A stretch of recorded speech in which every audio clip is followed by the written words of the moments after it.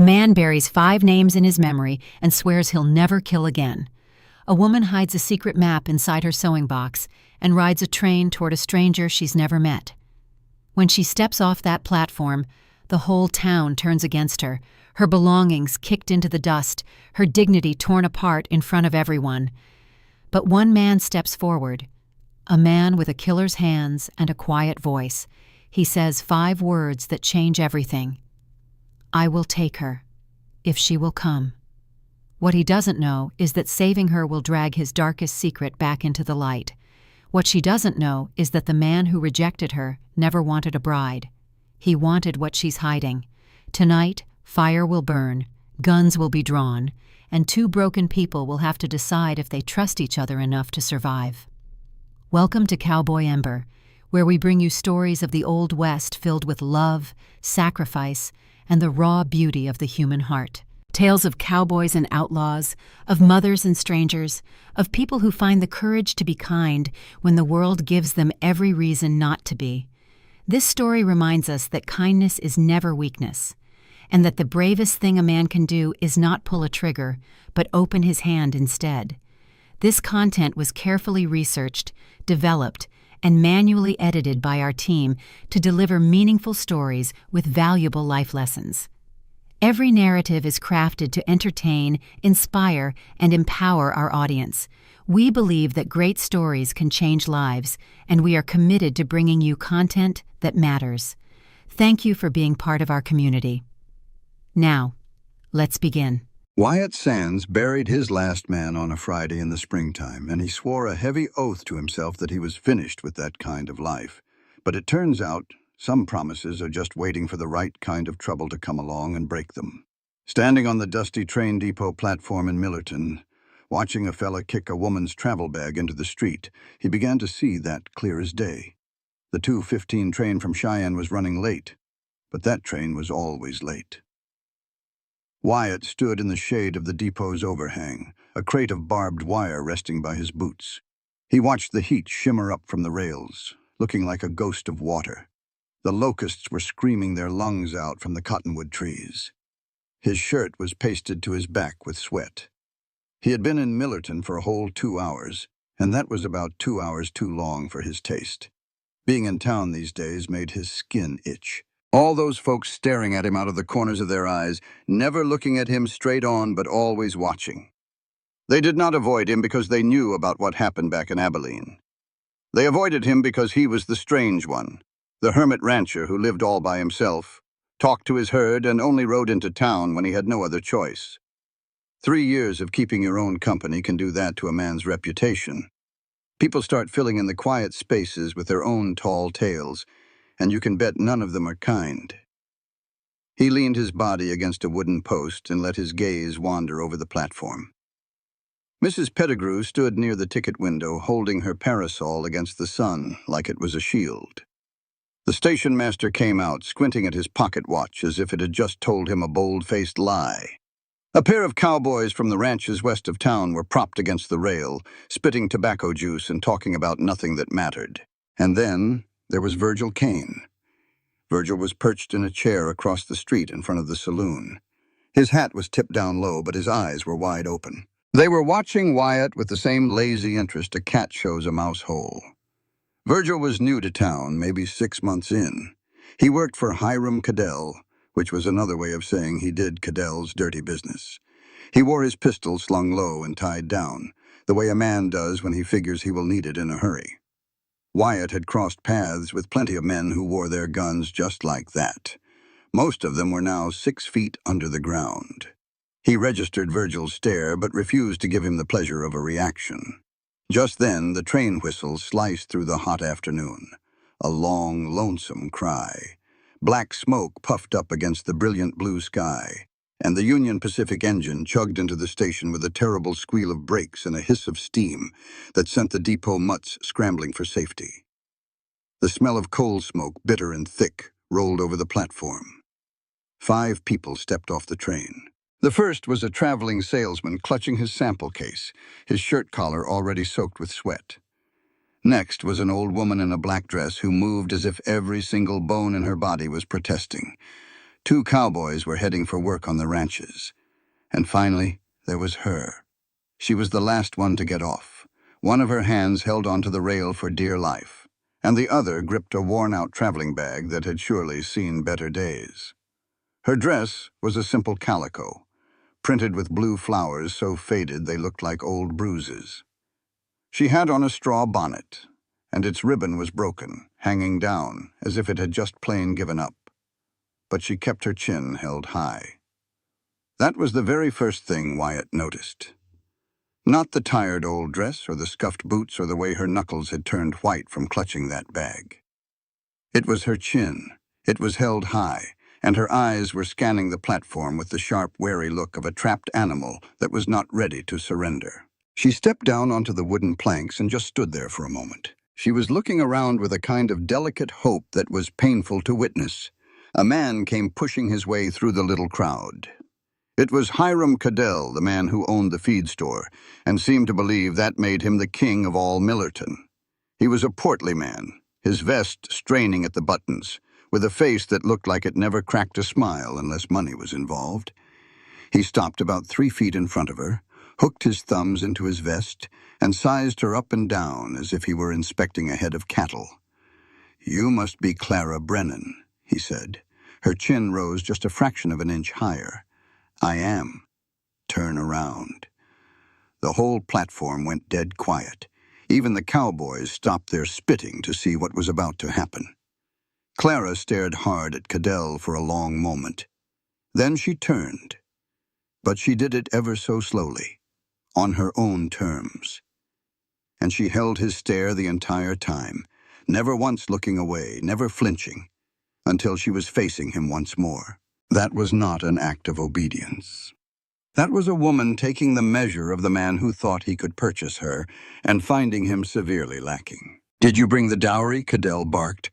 $500 and a Singer sewing machine." "My father passed on," Clara said. Her voice was soft, but it was as steady as a granite stone.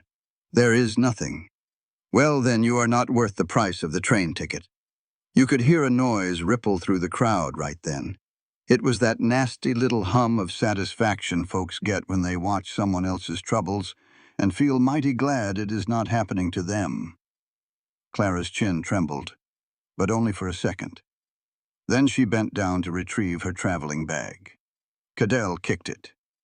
He just kicked it clean off the platform, and it went tumbling into the street below. Her possessions spilled out into the dust.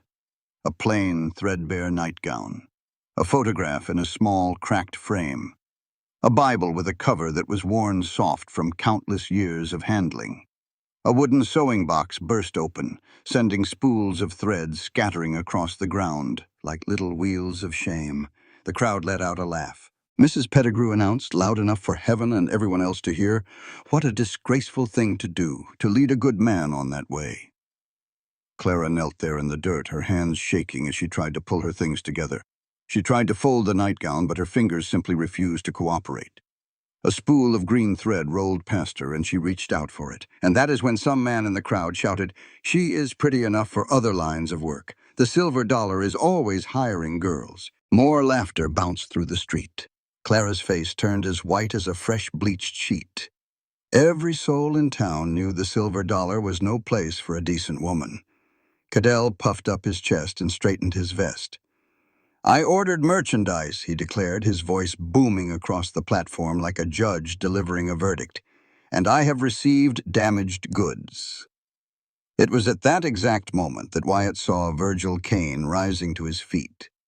Virgil unfolded himself from that chair and pushed away from the wall with the slow, deliberate grace of a man who believed he owned all the time in the world. He started walking across the street toward the platform, and he was smiling. Wyatt knew that smile. You recognize a smile like that in the same way you recognize the sound of a rattlesnake in the brush. He had seen it on the faces of men in saloons back in Abilene, just before everything went to pieces. It was the smile of a predator that had just laid eyes on a wounded creature left all by itself. Virgil stopped at the edge of the platform. He held out a hand to Clara, who was still on her knees in the dust. "You need a place to stay the night, miss," Virgil said. His voice was as smooth as a freshly oiled gun. "I know a place that is nice and warm." Clara looked up at his offered hand. She did not take it, but you could see it in her eyes that she had nowhere else to turn. Wyatt set his crate of barbed wire down on the platform. He did not think about it. He did not weigh the possible outcomes. He did not pause to think about what this would mean for the quiet life he had built, or the name he kept buried, or the 3 long years of staying invisible he had built around himself like a fortress. He just acted. A man moves that same way when he spots a coyote getting too close to a calf. It was not about feeling sorry for her. It was not about trying to be a hero. It was something deeper and much older than all of that. He took one step forward. He took off his hat, and he spoke 5 simple words. "I will take her, if she will have me." The silence that came down was so heavy, you could hear the telegraph key clicking inside the station office. You could hear the steam hissing from the train. You could hear the sharp little gasp of air that Clara drew in. Sheriff Burl took a step in his direction. He was a weary-looking man with a sheriff's star pinned crookedly to his chest. "Now, Wyatt, you're in no kind of shape to be taking on new burdens." "I did not say I would marry her," Wyatt answered. "I said I would take her if she will come." He looked straight at Clara then for the very first time. Her face was streaked with dirt and the wet tracks of her tears. Her eyes were the color of clear creek water, and they were staring at him as if he had just walked out of a burning building, carrying something precious she thought had been lost forever. "You need a place," he said to her. "I have a place. I cannot pay you. I never asked for a single cent." "What are you playing at? Do you want this job filled or not?" Her eyes met his. Then they swept over the ring of hateful faces watching her. She glanced at the train, the only thing that could haul her back to the empty life she'd left behind. Finally, she looked back at Hiram Cadell, whose face was drawn up tight with something well past disappointment. It was pure panic. The kind a fella gets when he watches a fortune slip away, though not a soul on that platform had any idea of her true worth. "Yes," Clara breathed out. Wyatt knelt in the dirt and started picking up her things. The busted sewing box, the spools of cotton thread, the small picture of 2 hard-faced folks who had to be her folks. He passed them to her, one piece at a time, ignoring the staring crowd, focused only on the job at hand. Just behind him, Virgil Kane took a slow step backward.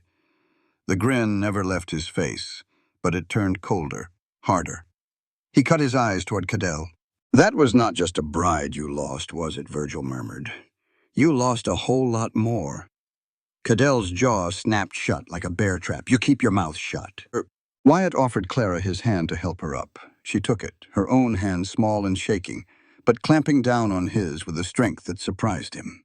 As they moved through the crowd, people shuffled back as if the 2 of them were carrying a sickness. Wyatt paid them no mind at all. He just stared straight ahead and kept walking. His buckboard was hitched at the rail, and his sandy-colored horse, Buck, flicked an ear their way. Wyatt saw Clara onto the high seat, then tossed her bag in the back. The crate of barbed wire could wait. He climbed up beside her and picked up the reins. He could hear Mrs. Pettigrew hissing something about wickedness, but the words blew away on the wind. With a click of his tongue, he urged Buck forward. The wagon wheels groaned as the onlookers parted to let them pass. They were finally leaving Millerton behind. From the platform, Virgil Kane watched them go. He took a few steps forward, put his hands around his mouth and bellowed, "Are you still called Sands, or have you picked up a new name these days?"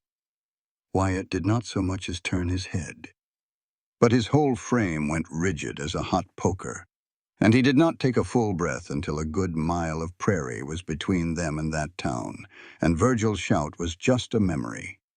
The bride for hire sat beside him with her broken sewing kit on her lap and her Bible held tight against her ribs. Neither one spoke a word as the wheels turned. The dust rose, and the afternoon sun pressed down on them with the full weight of the choice each of them had made. Clara had learned long ago that when a man shows you kindness for no clear reason, there is always a reason. You just have not figured it out yet. She sat on the hard buckboard seat next to the man who had bought her contract at the train station.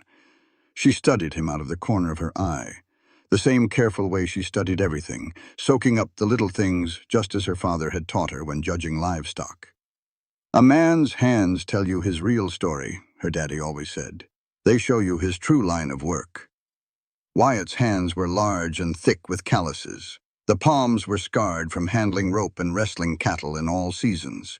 The knuckles on his left hand were a mess of old scars, maybe from a run-in with wire, or maybe from a different kind of trouble. But his right index finger had a different kind of mark. It was a small, hard patch of skin, polished to a shine from pressing against the same piece of metal for years. Clara knew that mark well. She had seen it on her Uncle Silas, and on the men who came to the farm when debts were due. It was the mark left only by the trigger guard of a pistol. The man who had rescued her was not just a simple rancher. He had been something else before, and the fact that he was hiding it was another piece of the puzzle that Clara put away for later. Knowledge was the only treasure she had ever owned. The open prairie rolled out in every direction, a great wide ocean of grass the color of sun-bleached gold, moving in a wind that smelled of dust and wild sage. The sky was bigger than anything she had ever seen. Back in Missouri, the hills and trees made the world feel neat and tidy. Out here, the world went on forever, and it made a person feel awfully small. She clutched her mother's Bible, feeling the thin bump along its spine where the map was hidden. It was still there, still a secret. It was the only inheritance her father had given her, and she would die before she let it be taken. They rode for 3 miles without a word passing between them. The quiet was not uncomfortable, but it was full. It felt like a room packed with too much furniture. "You have been alone for 3 years, Clara said at last. "How come?" Wyatt kept his eyes on the path stretching out before them. "Because I did not want anyone living with the man I am." She filed that answer away with the rest of it.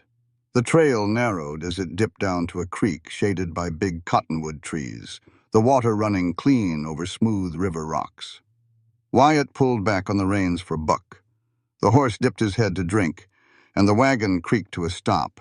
A rider was waiting for them, sitting his horse right in the center of the crossing. It was Virgil Kane, looking as comfortable as if he had been there all day. His hat was pushed back, and that same relaxed grin was on his lips. He did not bother to move out of their way. He just sat there, one hand on his saddle horn, and the other resting easy on his leg, awfully near the pistol that hung low on his hip.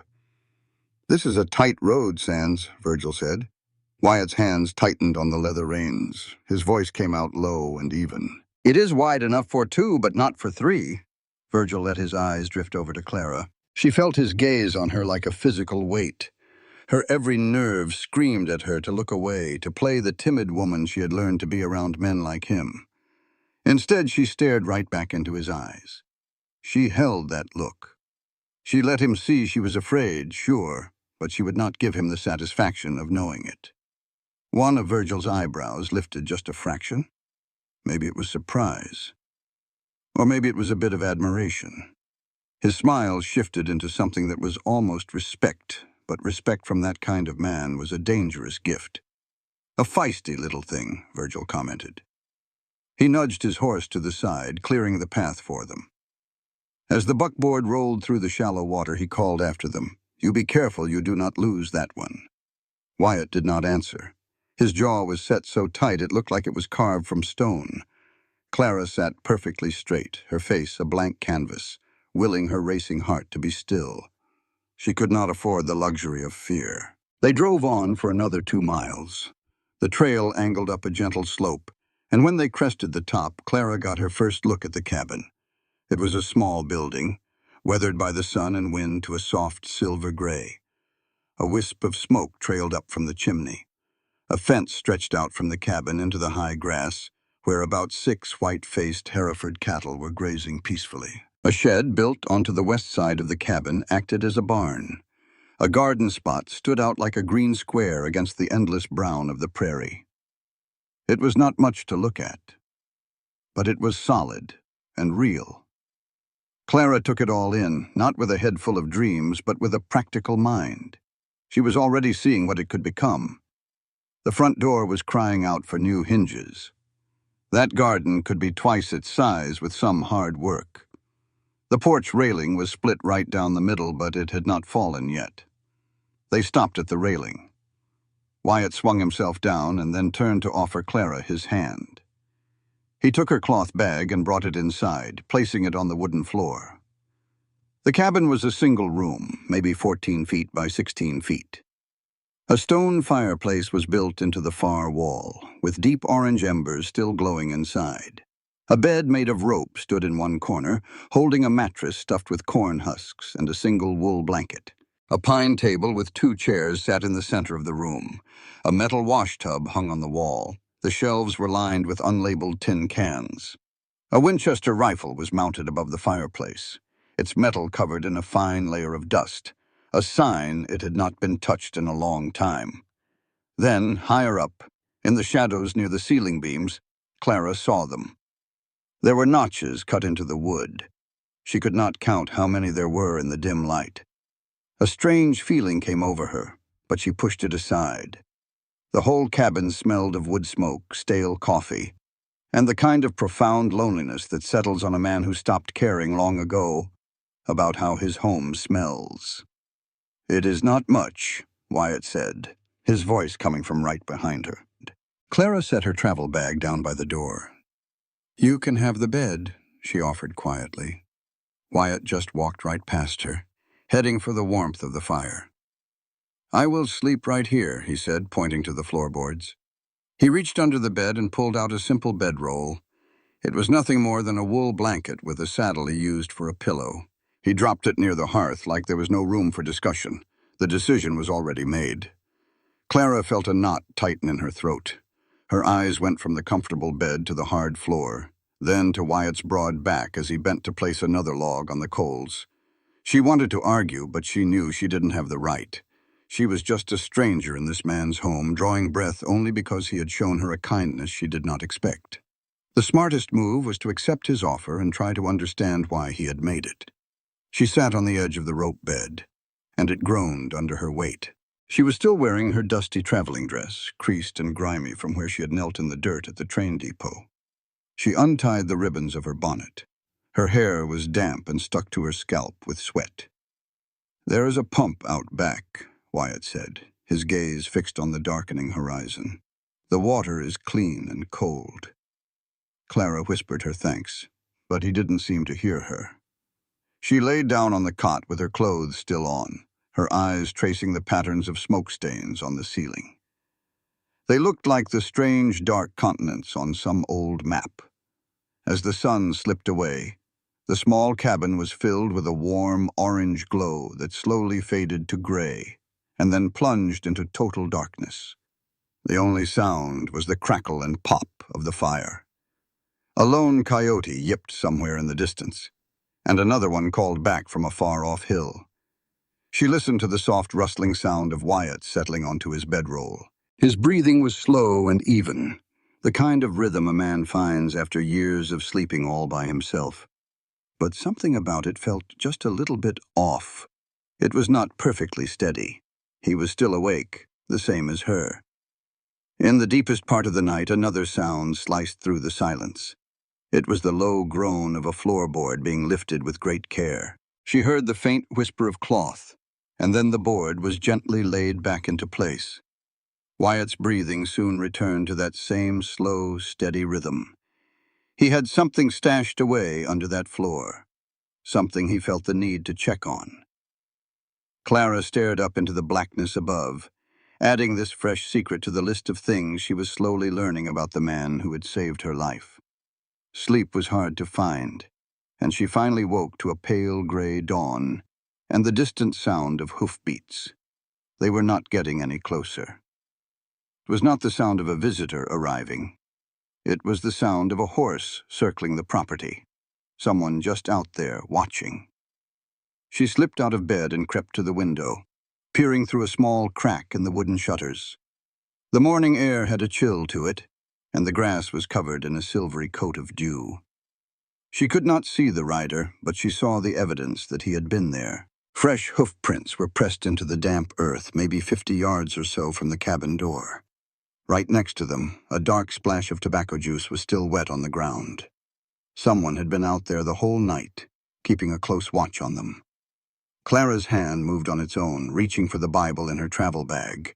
The folded map was still safely hidden away inside its spine. She carefully smoothed it out, tucked it back into its hiding spot, and did not say a word about it. A single gunshot from the north shattered the morning peace, causing Clara to jump and spill hot coffee all over her hand. It was one loud shot, and then a heavy quiet fell over the land. She had been at the table pouring from the pot, and the sudden bang made her arm jerk. The dark, scalding liquid splashed across her fingers. She slammed the pot back down and ran to the window. Wyatt was walking back from the fence line, carrying his Winchester rifle.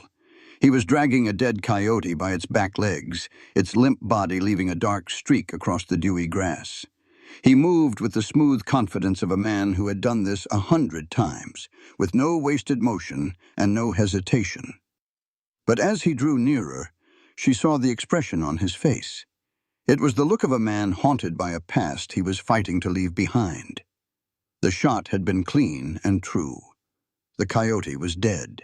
But something in Wyatt's eyes told her that the act of killing even just a predator that was testing his fence had unlocked a piece of himself that he tried to keep buried deep. He leaned the Winchester rifle against the porch railing and hauled the coyote to the edge of his property, never once glancing back toward Clara. She watched every move from the cabin window. She saw him stand over the dead animal for a long moment, his shoulders pulled tight and his head hanging low. Then he turned and started walking back to the cabin. By the time he stepped through the door, Clara was already at the stove. She had wiped up the spilled coffee and poured 2 new cups. She handed one to him without saying a word. He took it, wrapping both his hands around the warm tin mug as if to draw strength from it. He took a sip and closed his eyes. "Been 3 years since I had real coffee," he said, his voice low. She asked him why that was.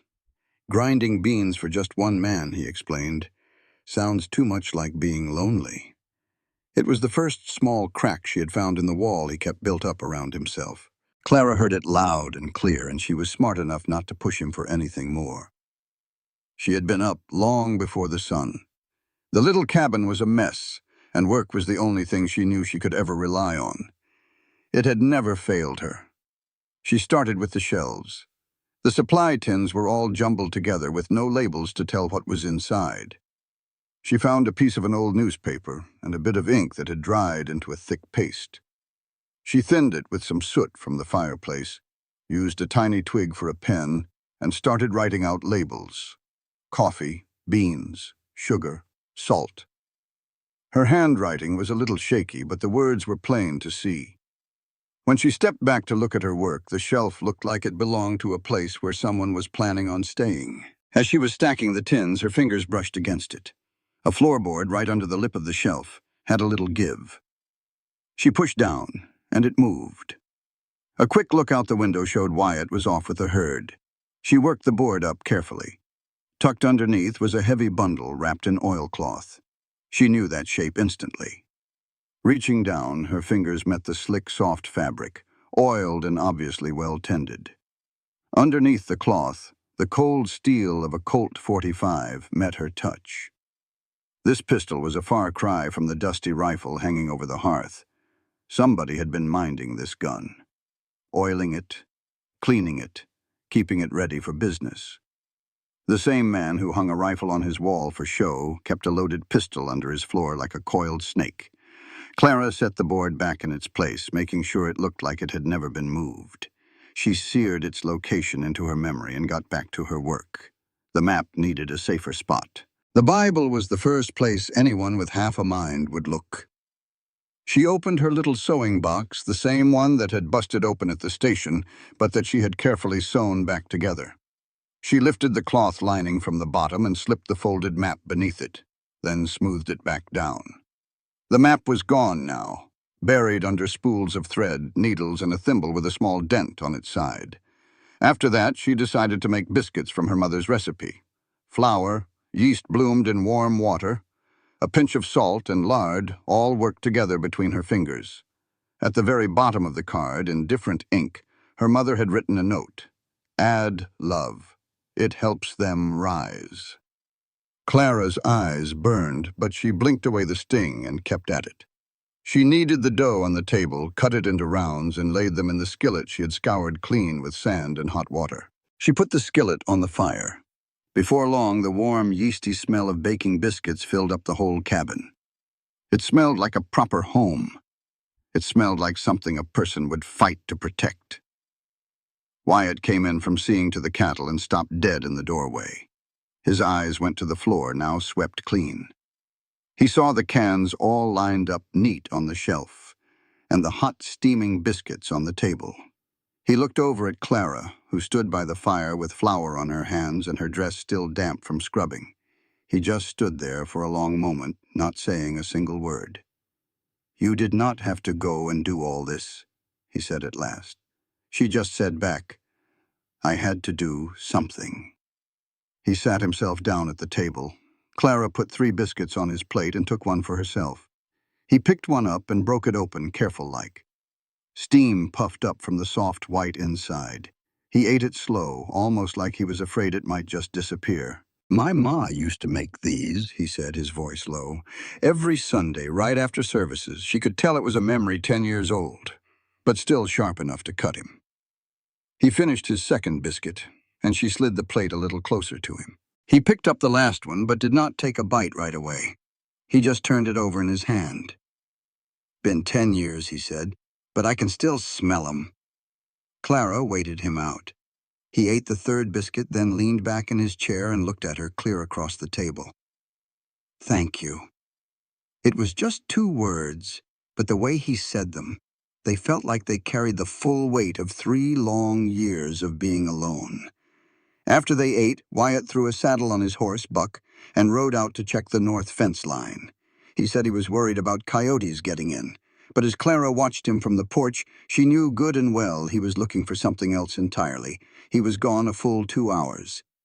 When he came back, his face was like it was carved from stone, and his jaw was set hard. He never said a word about what he found out there. She did not ask.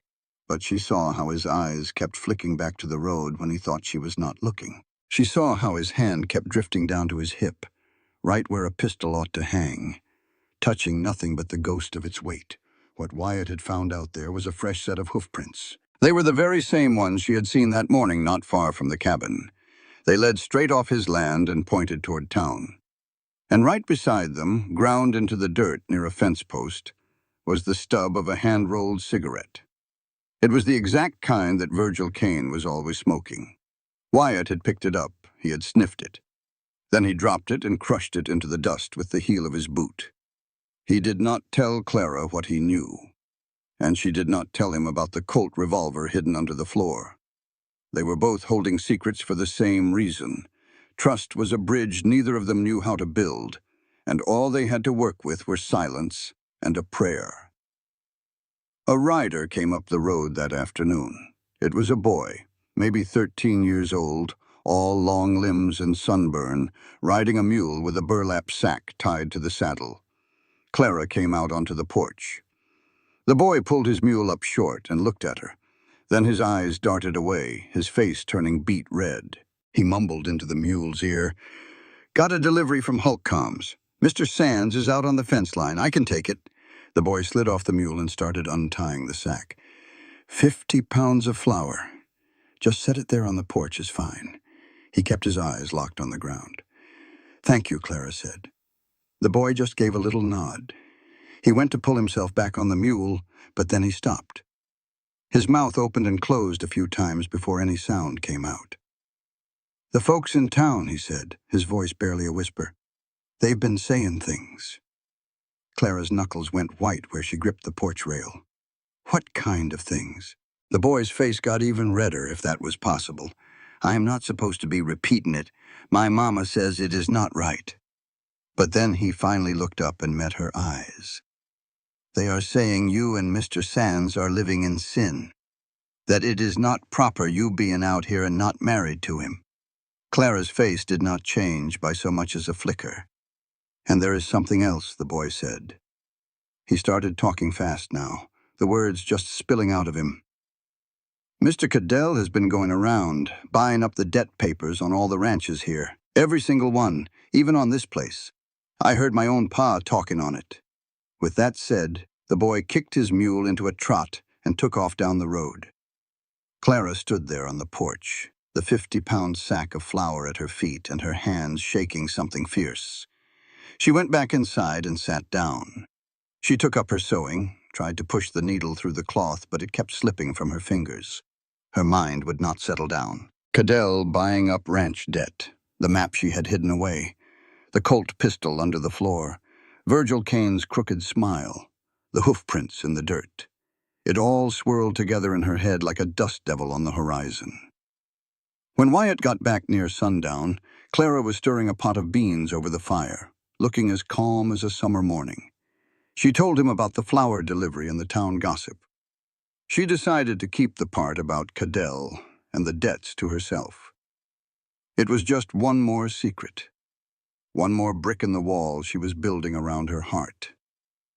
Every single time she had ever trusted someone, they had broken that trust and used the jagged pieces to cut her. Wyatt listened to the part about living in sin and his face went hard, but he said nothing. He just walked out onto the porch and put his hands on the railing. Clara watched him through the window. What he did next was real quiet, and it was terrifying. Wyatt's knuckles went white where he gripped that porch rail, and the old wood let out a pained squeak under the strain. Then, quiet as a ghost, and with a face like stone, he tore a long piece of that railing right off its posts. He just snapped it in two, like it was nothing more than a piece of kindling. He stood there for a beat, holding the splintered wood, his breath coming in hard little puffs as he stared down at it. And Clara saw plain as day that what she was looking at wasn't anger, it was fear.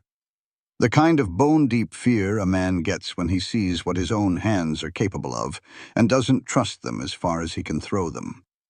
He placed the broken railing down real gentle-like, then turned and walked out toward the barn. He was gone for a good hour. That night, Clara lay wide-eyed in her bed. The fire had died down to a soft red glow in the hearth where Wyatt slept in his bedroll. She turned her head, looking over at the cabin door where thin slivers of moonlight cut through the shutter slats. She saw Wyatt get to his feet and move like a shadow toward the door. He stepped out onto the porch, his Winchester rifle in his hands. He sat on the top step for the longest time, the rifle laid easy across his lap.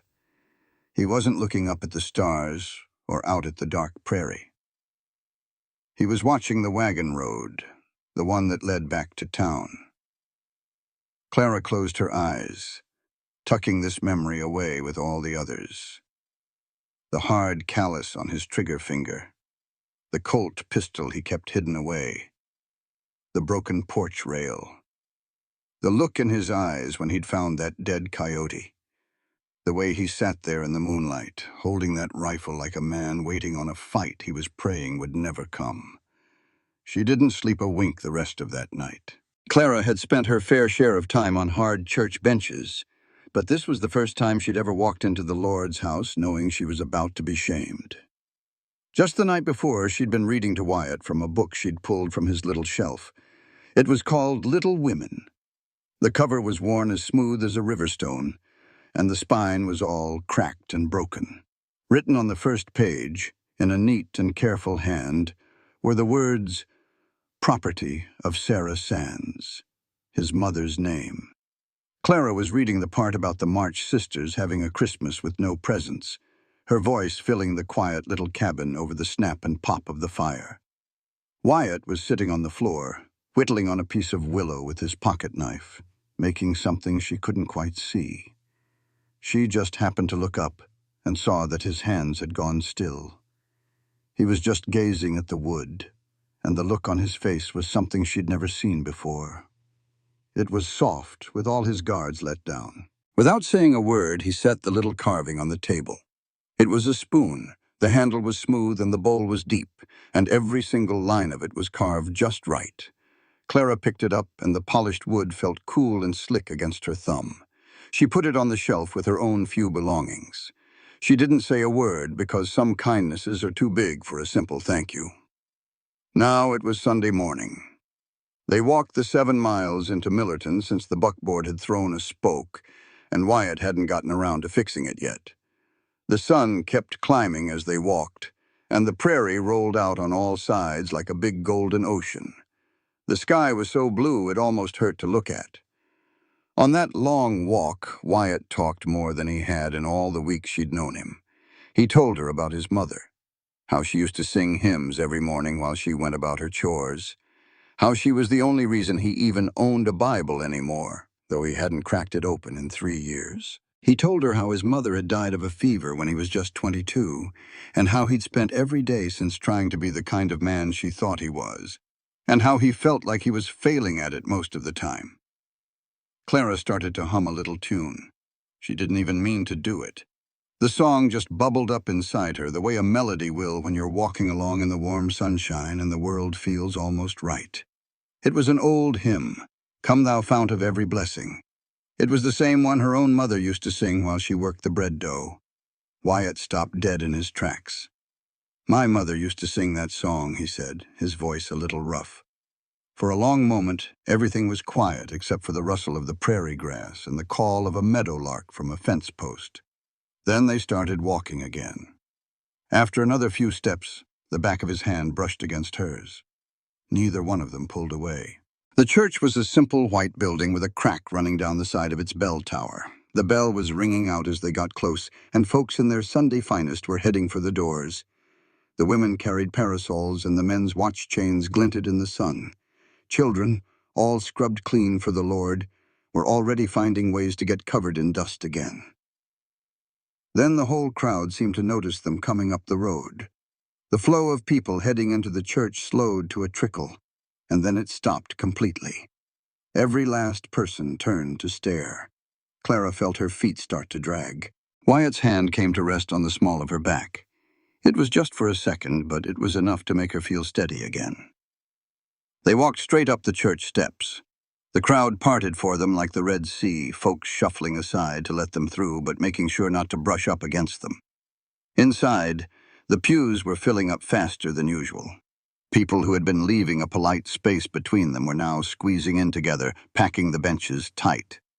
By the time Clara and Wyatt got to the main aisle, every single row was plumb full, all except for the very last pew in the back. It was empty as a pauper's pantry. They sat down, the hard wood cold beneath them. More people filed in behind them, but not a soul sat in their row. A little bubble of emptiness surrounded them, as if they were carrying a sickness you could catch. Reverend Michaels came out from a room in the back. He was an old man, stooped with age and with hair as white as cotton, but his eyes were sharp as newly broken glass. He looked out over his congregation, and his gaze finally settled on Clara and Wyatt, sitting all by their lonesome in the back. His mouth set into a firm, straight line. He opened his big Bible. "From the Gospel of Matthew," he said, his voice surprisingly strong. "Judge not that you be not judged." He read the whole passage, then snapped the book shut and looked out at his flock. "I have been the pastor of this church for 32 years, he said, "and in all that time I have seen more than my share of judging, and most of it was dead wrong." Mrs. Pettigrew squirmed a bit in her seat up in the third row on the right. Her daughter Sarah, a quiet girl of about 17 with big, watchful eyes, sat right beside her. "The Lord tells us to welcome the stranger," Reverend Michaels went on, "to feed the hungry, to give a roof to those who have none. Some of you, it seems, have let that part slip your mind." He looked right at Clara and Wyatt then. "I have paid a visit to the Sands place on 2 occasions now, and what I saw were 2 decent people, living a quiet life, treating each other with kindness, and working from the moment the sun comes up to the moment it goes down. That is what I saw." Clara felt a tight knot of hurt inside her just unravel and fall away. This old preacher with his sharp eyes and his church with the cracked bell was the first person in all of Millerton, besides Wyatt, to treat her like she was somebody. As the Reverend kept speaking, she noticed something else, too. There was a flicker of recognition in his eyes when he looked at her. It wasn't like he knew her face, but more like he knew her name from somewhere. When their eyes met, she could have sworn he was asking a question he couldn't say out loud. After the service, Clara and Wyatt walked over to Holtcom's general store to get some thread and a few buttons. The inside of the store was shady and cool and smelled like a mix of leather, pipe tobacco, and new bolts of cloth. Mr. Holtcom stood behind his counter and gave them a simple nod, his eyes holding no judgment at all. "Morning, Miss Clara." "Wyatt." Just then the door creaked open behind them, and in walked Mrs. Pettigrew, with her daughter Sarah trailing behind her. She laid eyes on Clara, and her mouth pinched up like she'd just sucked on a lemon. "Decent folks have certain standards," Mrs. Pettigrew announced. She wasn't talking to Clara, not directly. She was talking to the whole store, to anyone who would listen. But I suppose some people just weren't raised to know any better. Clara's hands started to shake as she held a spool of thread. She set it down real careful on the counter, and then something rose up in her, and it wasn't exactly anger. It was that same feeling she'd had at the creek crossing when she stared right back at Virgil Kane. It was the simple refusal to let someone else make her feel small. "Ma'am," Clara said, her voice as calm and steady as a stone, "I do believe I heard that your late husband left behind a few debts when he passed on, and that Mr. Cadell is the man who now holds the note on them. Perhaps you ought to worry a little more about whose boots you're licking and a little less about whose character you're judging." A hush fell over the whole general store. Mrs. Pettigrew's face went from fire-engine red to milk white. Mr. Holtcom suddenly got real interested in the toes of his own boots. But Sarah Pettigrew, standing right there behind her mother, did something Clara would have never guessed. She smiled. It was just a little thing, gone in a heartbeat.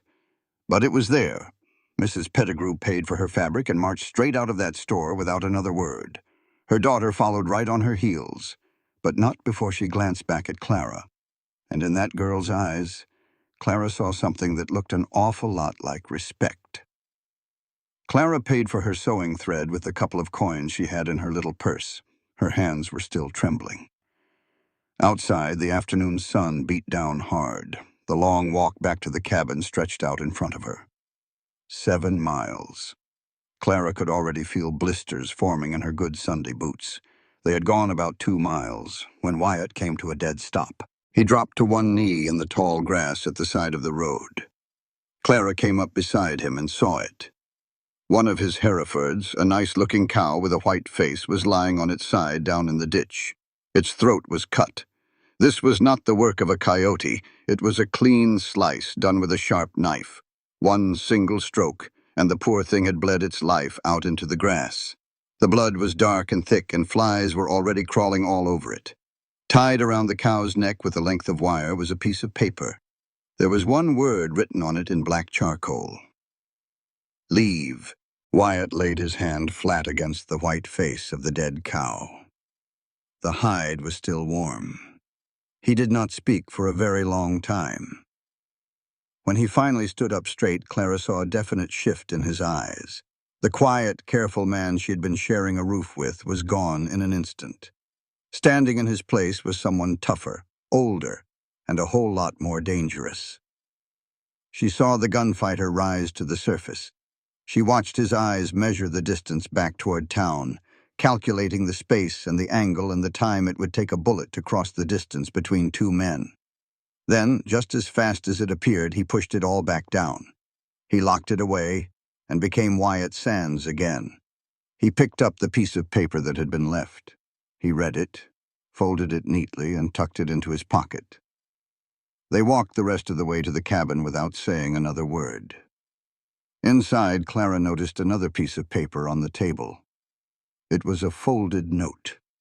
She picked it up and read the words. "The town council requests your presence. Tuesday evening. A matter of community standards." Someone had been inside their cabin while they were away at church. A cold fear washed over Clara.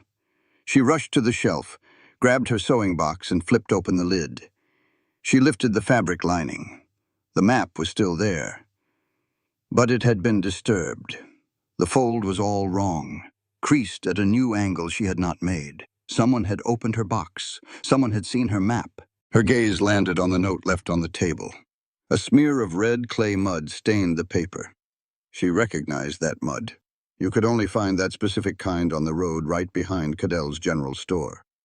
In that instant, she knew for certain who had been in their cabin.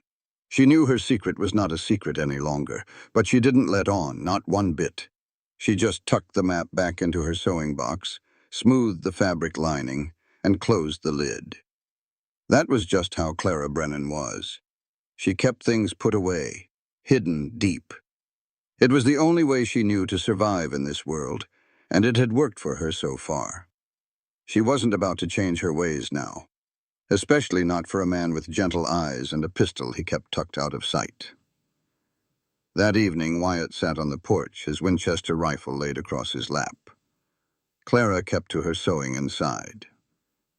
Neither of them mentioned the dead cow or the note or the summons from the town council. They didn't speak of the mud on the paper, or how someone had just waltzed into their home and put their hands on their belongings while they were praying to a god who was supposed to be watching over folks like them. The quiet between them had lost its comfort. It was a heavy kind of silence, the kind shared by two people each holding a secret, with neither one knowing the other was carrying the same sort of weight. A storm in Wyoming doesn't just show up. It comes to wage a war. All afternoon the sky had been gathering its forces. Dark clouds stacked up in the west like great black mountains. The air pressure fell so low and so quick that Clara felt it deep in her bones, a heaviness that made every breath just a little bit harder. The wind kicked up, hot and dry at first, smelling of distant dust and rain. Then, as the storm front rolled in, the air turned sharp and cold. Wyatt went outside to latch the shutters. He carried in another armload of firewood. He made sure the chickens were tucked in safe inside the lean-to. Clara helped him pull water from the pump, and they filled up every bucket and pot they had. If that storm busted the pump handle, they would need every last drop. She was rushing back from the lean-to when the first strike of lightning tore the sky in two. For just a single heartbeat, the whole world lit up, bright as day. And in that flash of light, she saw something on the hilltop. It was a rider on a horse. The figure sat as still as a statue against the boiling, angry clouds, just staring down at their cabin. Then the darkness slammed back down, followed by a deafening crack of thunder. When the next flash lit the sky, the hilltop was bare. Clara bolted inside and threw the door shut. Wyatt was over at the fireplace adding more logs to the flames. He saw the rain on her face but didn't ask what she had seen, and she didn't feel the need to tell him. Then the rain started. It wasn't some gentle shower. It didn't ease its way in. It hammered the tin roof like 1,000 little stones. A roar so loud you couldn't hear yourself think. Lightning kept turning the little cabin stark white. The thunder rattled the very walls. Water began to drip from a leak in the roof, falling into a bucket set in the corner. It made a steady plink-plink sound against the fury of the storm. Clara laid down on the bed, still in her clothes, and just stared up at the ceiling. The storm was a monster. It felt like it filled the whole world. The noise was too much for thinking, too much for planning, too much for sorting anything out. All she could do was lie there and feel it. And then she fell asleep. She didn't mean to, but the exhaustion of the past few days dragged her down into a dream. In the dream, her Uncle Silas stood in the cabin's doorway. He had that same wicked smile he always wore right before he did something awful. Behind him, two men were waiting by a wagon. Silas reached out, his hand clamping around Clara's arm like a vice, and he started to drag her toward the open door. She screamed for Wyatt. But Wyatt just stood there by the fireplace, his arms hanging loose at his sides, just watching her go. He didn't make a move to help her. He didn't say a single word. He just watched with those quiet eyes of his as Silas pulled her across the rough-hewn floor and out into the pitch-black night. Clara woke up with a sharp gasp. She was drenched in sweat. The storm was still raging outside. The cabin was dark, lit only by the orange glow of the embers in the fireplace. She sat up and the rope bed groaned beneath her. She looked over at Wyatt. who was asleep in his bedroll near the fire. His back was turned to her. His breathing was deep and even. Her eyes went to her travel bag. Then she looked at the door. For the very first time since she'd gotten there, she felt a powerful urge to run. It wasn't because she was scared of Wyatt. She was scared that this place, this little cabin, this strange feeling of peace, this man who made rocking chairs and asked for nothing would be snatched away from her. Everything else had been. Her mother, her father, the farm, even her own dignity, which had been stripped from her on that train station platform. Everything Clara had ever held dear had been ripped from her grasp. The pattern was so constant it felt like a curse. The one true rule of her life seemed to be that she was not allowed to have anything good. It would be better to leave now, on her own terms. Better than to wait for the moment she was thrown out. She stood up from the bed. She took her bag from the shelf. She packed her mother's quilt, her sewing box, the old photograph. She crept toward the door without making a sound. Her hand was on the wooden latch when she heard his voice. It was Wyatt. He wasn't awake. He wasn't speaking to her. He was talking in his sleep, the words just a whisper, more breath than sound. Clara. That was it, just her name. He said it like a man says a prayer without even knowing he is praying. She stood there by the door for a long, long time. The wind and the rain of the storm battered the cabin walls. The rain pounded on the roof. Lightning flashed. And in the sudden brightness, she saw her own hand on the latch, her knuckles pale, her fingers shaking. She put her bag down on the floor. She went back to her bed. She didn't unpack it. She just laid down with the bag right there beside her, like a question she wasn't quite ready to answer. She did not go back to sleep. The storm hit its peak around midnight. The lightning came one strike after another, nearly constant. And the thunder was not a low rumble, but a sharp, close crack that shook dust loose from the rafters.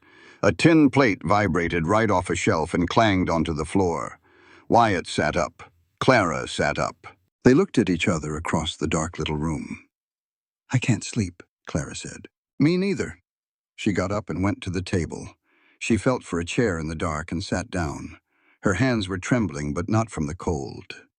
Wyatt got up and lit the oil lamp. He turned the flame down low, just enough light to see each other's faces. He sat in the other chair. The rain beat down on the roof. The water dripped into the bucket in the corner. The fire had died down to embers, which glowed a deep orange every time a strong gust of wind found its way through a crack in the walls. "I think I should tell you why I came out west," Clara said. "You don't have to do that. I want to." A flash of lightning lit up the world outside. For a second, she saw his face, clear as day, calm and steady. He was waiting. "My papa lost our farm. The bank took it. He had borrowed against the land 3 years before, when the crops all failed. He couldn't make the payments. They gave him 30 days to clear out." Her hands were gripping the edge of the table so hard. The wood felt rough under her palms. "He died 2 days after they came and took the land. The doctor said his heart gave out. But it wasn't his heart, it was the shame. The kind of shame that can kill a man from the inside." Thunder rumbled far off. It was a longer roll this time. The storm was finally heading east. My mama was already gone. A fever took her 3 years before that. I was left with absolutely nothing. No money, no family to speak of, no good options. And that's when my Uncle Silas came around. She stopped and swallowed hard. Her mouth was bone dry. He tried to sell me to a bad house in St. Louis. He said it would settle the family's debts. He told me I should count my lucky stars that any man would have me. The rain started to let up some. She could hear the sound of her own breathing now, coming all fast and shallow. So I lit out of there. I saw a notice in a newspaper for a woman to be a bride through the mail. 3 different fellas wrote to me. I picked Hiram Cadell because his letter had a kind sound to it. He wrote that he was looking for a partner in this life. I let on that I had $500. That was a flat-out lie. I told him my daddy had left me a sewing machine. That was another one. I just figured if I could make it out here, he'd see I was a hard worker. He would see I was worth keeping, even without a dime to my name. The tears started coming then. Not the quiet, gentle kind. These were the tough ones, the sort that come up from a place deep down where it hurts. But there's more to it, she said, and this is the part I should have told you days back. She reached over to the shelf and picked up her sewing box. She lifted the lid. She pulled up the fabric liner on the inside. She took out the folded-up map and spread it on the table between them. My father drew this for me. It shows right where a little vein of gold is on our old family land. It's not much, but it's there. The bank never had a clue about it. I tucked it inside my Bible when I left Missouri.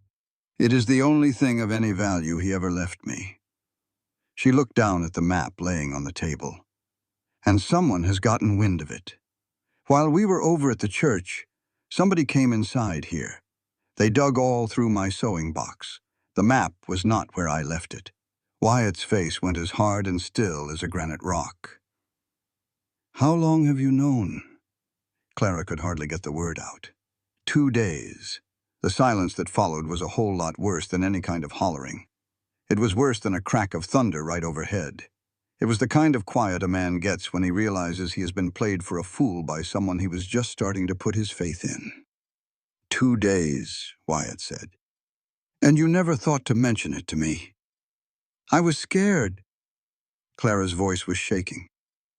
I was scared that if you knew I had something worth taking, you would turn different.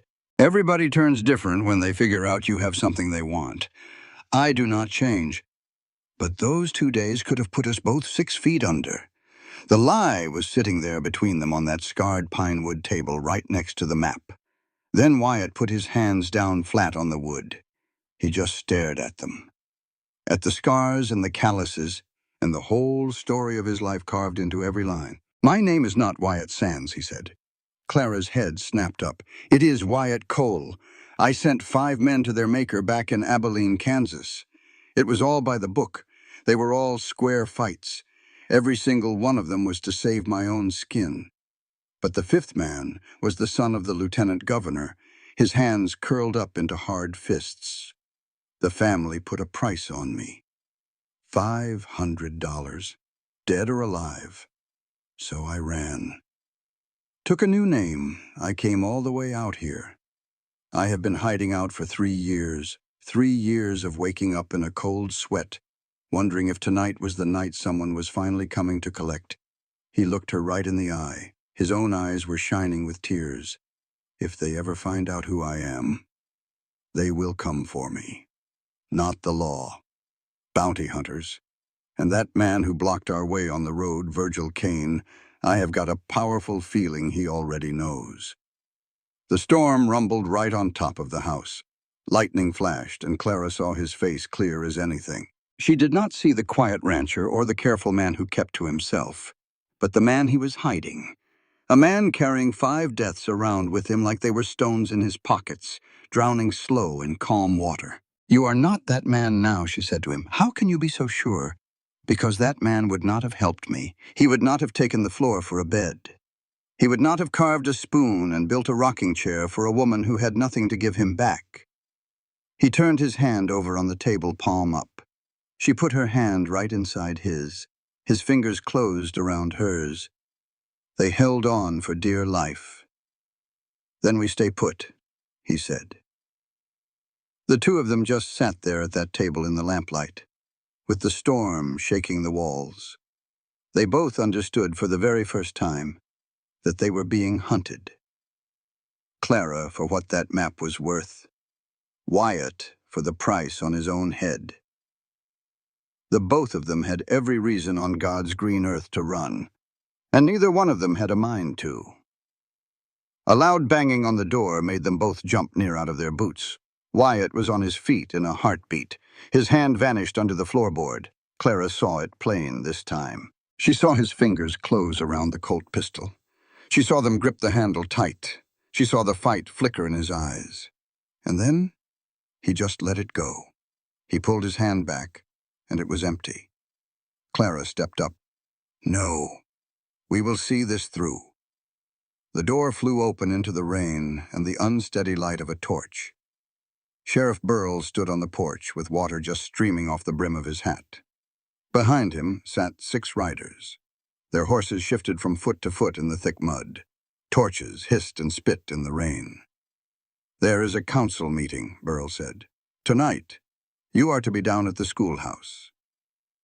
"In the middle of a storm," Clara said. "The council wants to be real sure you make an appearance," Burl said. He at least had the decency to look a little troubled by it all. They put on their coats. Clara pulled her shawl tight around her shoulders. Wyatt reached under the floorboard one last time. Clara held her breath. But he did not go for the gun. He just laid a hand on it. And he left it be. They walked out into that driving rain. It was 7 long miles to town. The mud was so thick it tried to suck the boots right off your feet. The 6 riders kept their horses close, with torches smoking in the damp air. Not a single person said a word. The only thing you could hear was the sucking sound of hooves in the mud and the dripping water, and the far-off sound of thunder moving east. Clara walked right alongside Wyatt. Their shoulders kept brushing up against each other. On that muddy road, Wyatt looked back at the men on horseback. His jaw was set like iron. At the very end of the line, barely in the torchlight, rode Virgil Kane. And resting across Virgil's saddle, catching the light with a dull shine, was a Henry repeating rifle. Now that was a bounty hunter's gun. The littlest schoolhouse in all of America can feel just like the biggest courtroom. All it takes is enough folks sitting inside ready to pass their judgment on you. The building was packed to the gills. There were 60 people, maybe even more, all jammed into a room that was built to hold 30 kids. Tobacco smoke hung in the air thicker than a river fog. Coal oil lamps were burning on every flat spot, making the shadows jump and dance all over the walls. The air was hot and close, and it smelled of wet wool and sweat and that strong feeling of people who think they are in the right. 5 men sat at a table at the front. They were the town council. Clara did not know 3 of them. One was Hulkcom, the man who ran the general store. The last one was Hiram Cadell, sitting right there with his arms crossed over his chest and a look on his face like he was chewing on nails. Clara took one look at the whole arrangement and she knew right away what was going on. Cadell was the one who had lodged the complaint. And Cadell was also sitting up there to pass judgment on it. He was the accuser and the judge all rolled into one. The unfairness of it all was so plain it might have been funny, if it was not her own neck on the line. 2 chairs faced that council table. They were empty. They were waiting. Clara and Wyatt walked to them through the crowd and sat down. Clara folded her hands in her lap so nobody could see how bad they were shaking.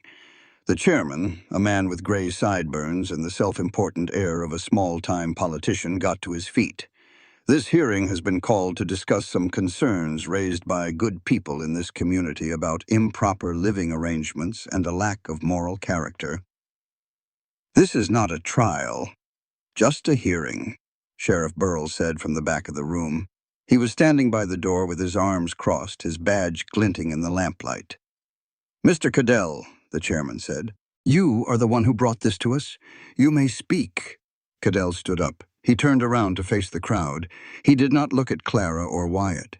He looked right at all the townspeople. "I think it is plain as day for everybody here to see what is happening," he said. "I brought a woman to this town, and I did it in good faith. A woman who made promises she had no intention of keeping. She told me she had a dowry of $500 and a sewing machine. She did not have either one. I had every right in the world to send her packing. And what happens next? This man here takes her right off the platform. Now they are living together out there under one roof, unmarried. It is not right." You could hear folks murmuring and agreeing all through the room. Heads were nodding everywhere you looked. But Cadell was not finished. "And there is something else," he said. His voice dropped lower and got a harder edge to it. "I have good cause to believe this woman is in possession of stolen property. A map that rightly belongs to the bank that holds the deed to the Brennan land back in Missouri." The schoolhouse went so quiet you could have heard a pin drop. Clara felt all the blood drain from her face. This woman's father, Thomas Brennan, hid his assets from the bank before they foreclosed on him. Cadell kept on. "That map shows where there are mineral deposits on that property. And since then, I have purchased the bank's claim on the Brennan property. Whatever she is carrying is now mine." Clara just sat there and stared at Cadell.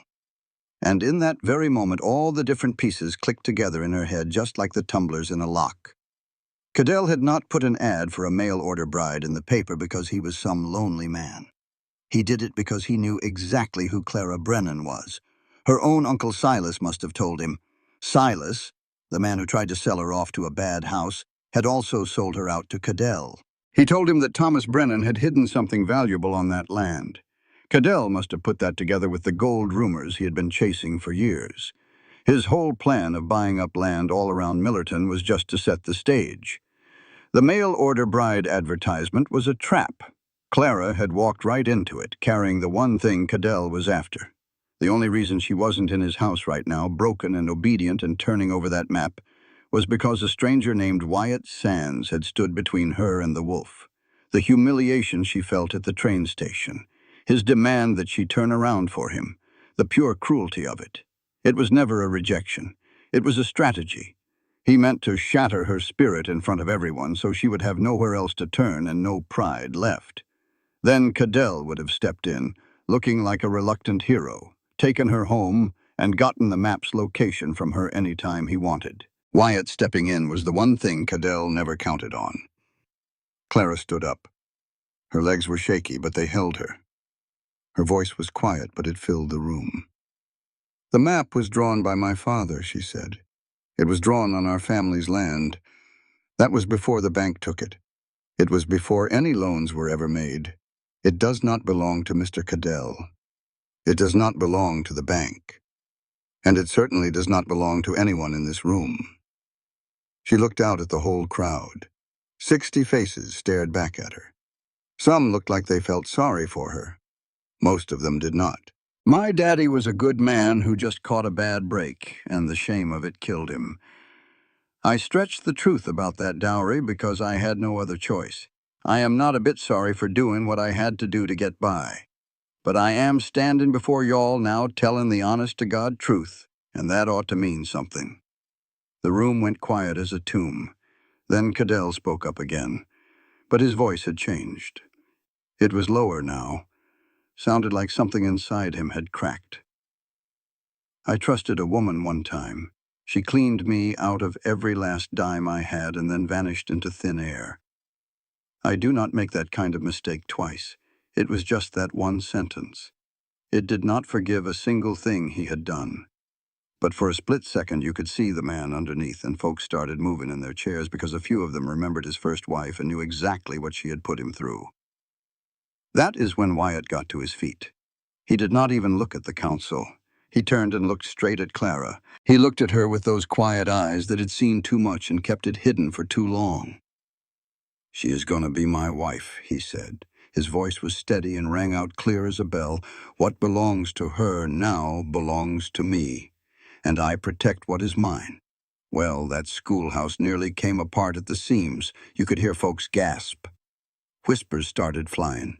Mrs. Pettigrew's fan snapped shut with a sound like a gunshot. The back door swung open. Reverend Michaels stepped on in, shaking the rain off his coat. His white hair was plastered to his scalp and his old boots were caked in mud, but his eyes were sharp as a tack. "Heard tell there was a meeting," he said. "Figured I ought to be here." He marched straight to the front of the room. He gave the council a good look. Then he looked over at Clara and Wyatt. "If the law has no objection to two grown people getting hitched, then I will be performing the service this Sunday at 2 o'clock. Anybody who wants to come and bear witness is more than welcome." The chairman cleared his throat. "The council has to put this to a vote." Reverend Michaels looked at him confused. "A vote on what? On whether or not two folks can get married? That is a matter between them and the Almighty." Holcomb pushed himself up from his chair. "I vote we call this meeting done." One by one, the other council members gave a nod. Even Cadell had to agree, though his face was as dark as a thundercloud. "Meeting is adjourned." The crowd started to shuffle out of the room. A few of them looked disappointed. Others looked like a great weight had been taken off their shoulders. Mrs. Pettigrew swept out without so much as a glance at anybody. But Sarah stopped beside Clara's chair, leaned down real close, and whispered, That took a lot of nerve, what you did, what you said. And just like that, she was gone. Clara and Wyatt pulled themselves up. They walked toward the door where Reverend Michaels was waiting. "Sunday," he said with a nod. 2 o'clock sharp. Outside, the rain had finally stopped. A few stars were starting to peek out from behind the clouds. Over in the shadows near the schoolhouse, Cadell was speaking with Virgil Kane. They kept their voices down low, but as Clara and Wyatt passed by, she heard them clear as day. "Find out who Sands really is. I will pay you double." Virgil just nodded his head. His eyes caught the light from the schoolhouse lamp, and they shined with a kind of greedy secret, the sort a man holds on to until the price is right. He reached into his coat and pulled out a folded piece of paper. He smoothed it out against his leg.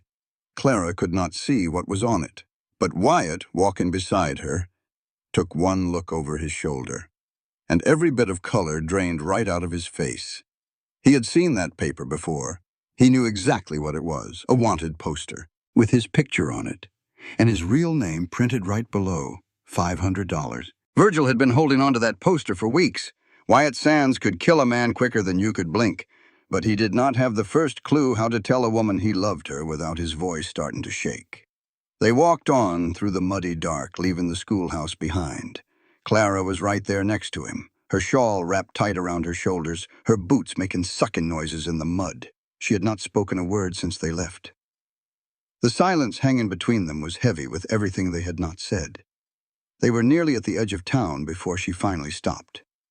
"Did you just ask me to marry you back there?" she said. "Or did you just declare war on Cadell?" Wyatt turned to look at her. "What?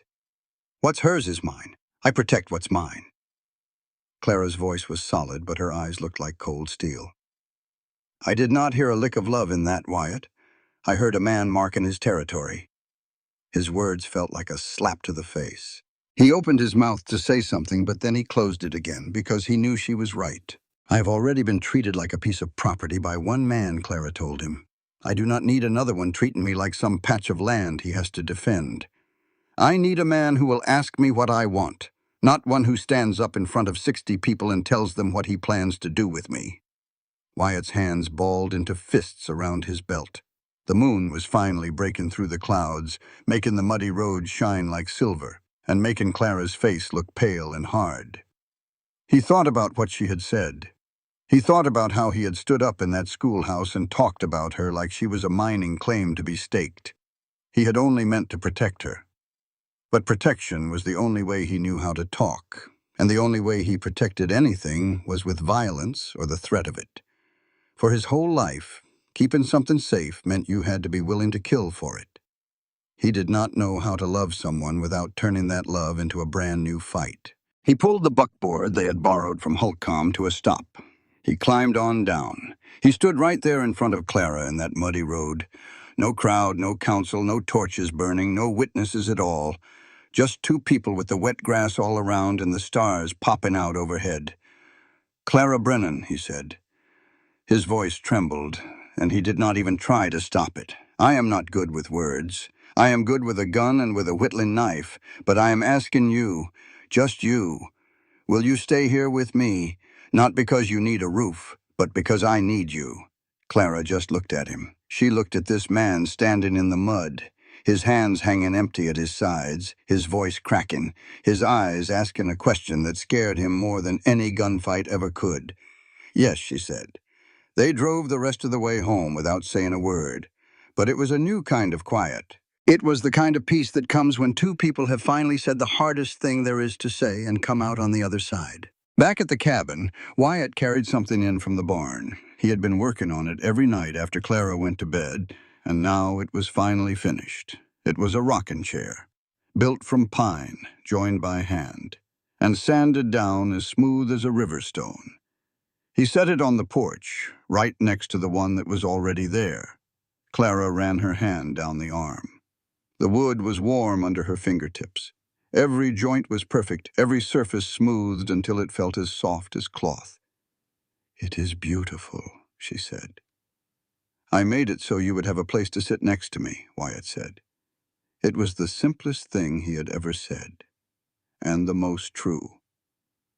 They sat there on the porch in the two chairs, rockin' slow in the darkness. And for the first time, they talked about what came next. Clara mentioned the map. Maybe they could use it to buy more land, build up the herd, and make something that would last. Wyatt just shook his head. I do not want to build a life on a pile of gold. I want to build it on ground I have worked with my own two hands. Gold just brings trouble. It always has, and it always will. Clara knew what he meant. Gold was not just metal. It was a magnet for the kind of men who had been circling them since the day she arrived. The very next morning, Reverend Michaels rode his horse all the way out to their cabin. He brought a wedding ring with him tucked in a little cloth pouch. It was a gold band, plain and simple. It was his wife's ring. She passed on 8 years ago, he told them. She would have wanted someone to have it.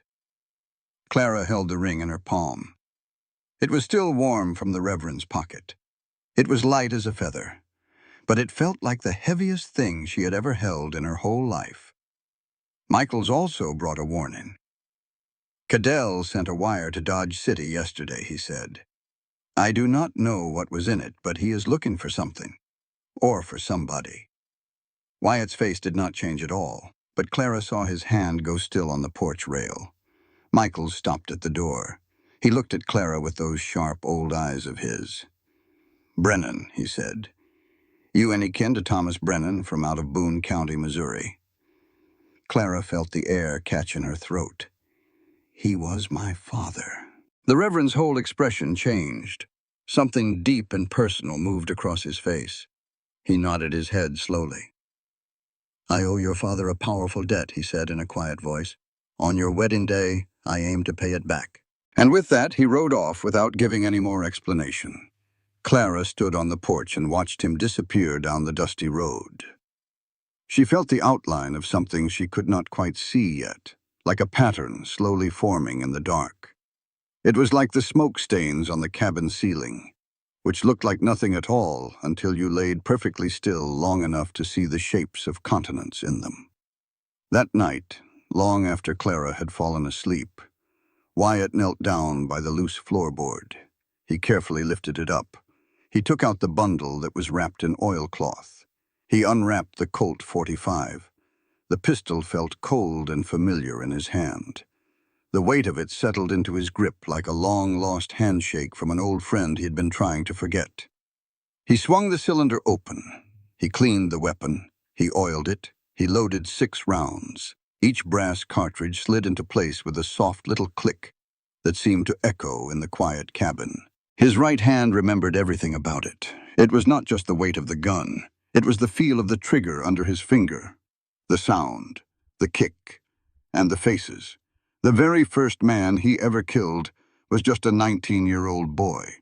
He was drunk and foolish, pulling a pistol because he had lost at a card game and figured the world owed him something. The kid's hand was shaking so bad his shot went wide by 3 feet. Wyatt's shot did not miss. The boy fell backward and his eyes just stayed open. They were blue eyes, open and empty and just staring up at the saloon ceiling.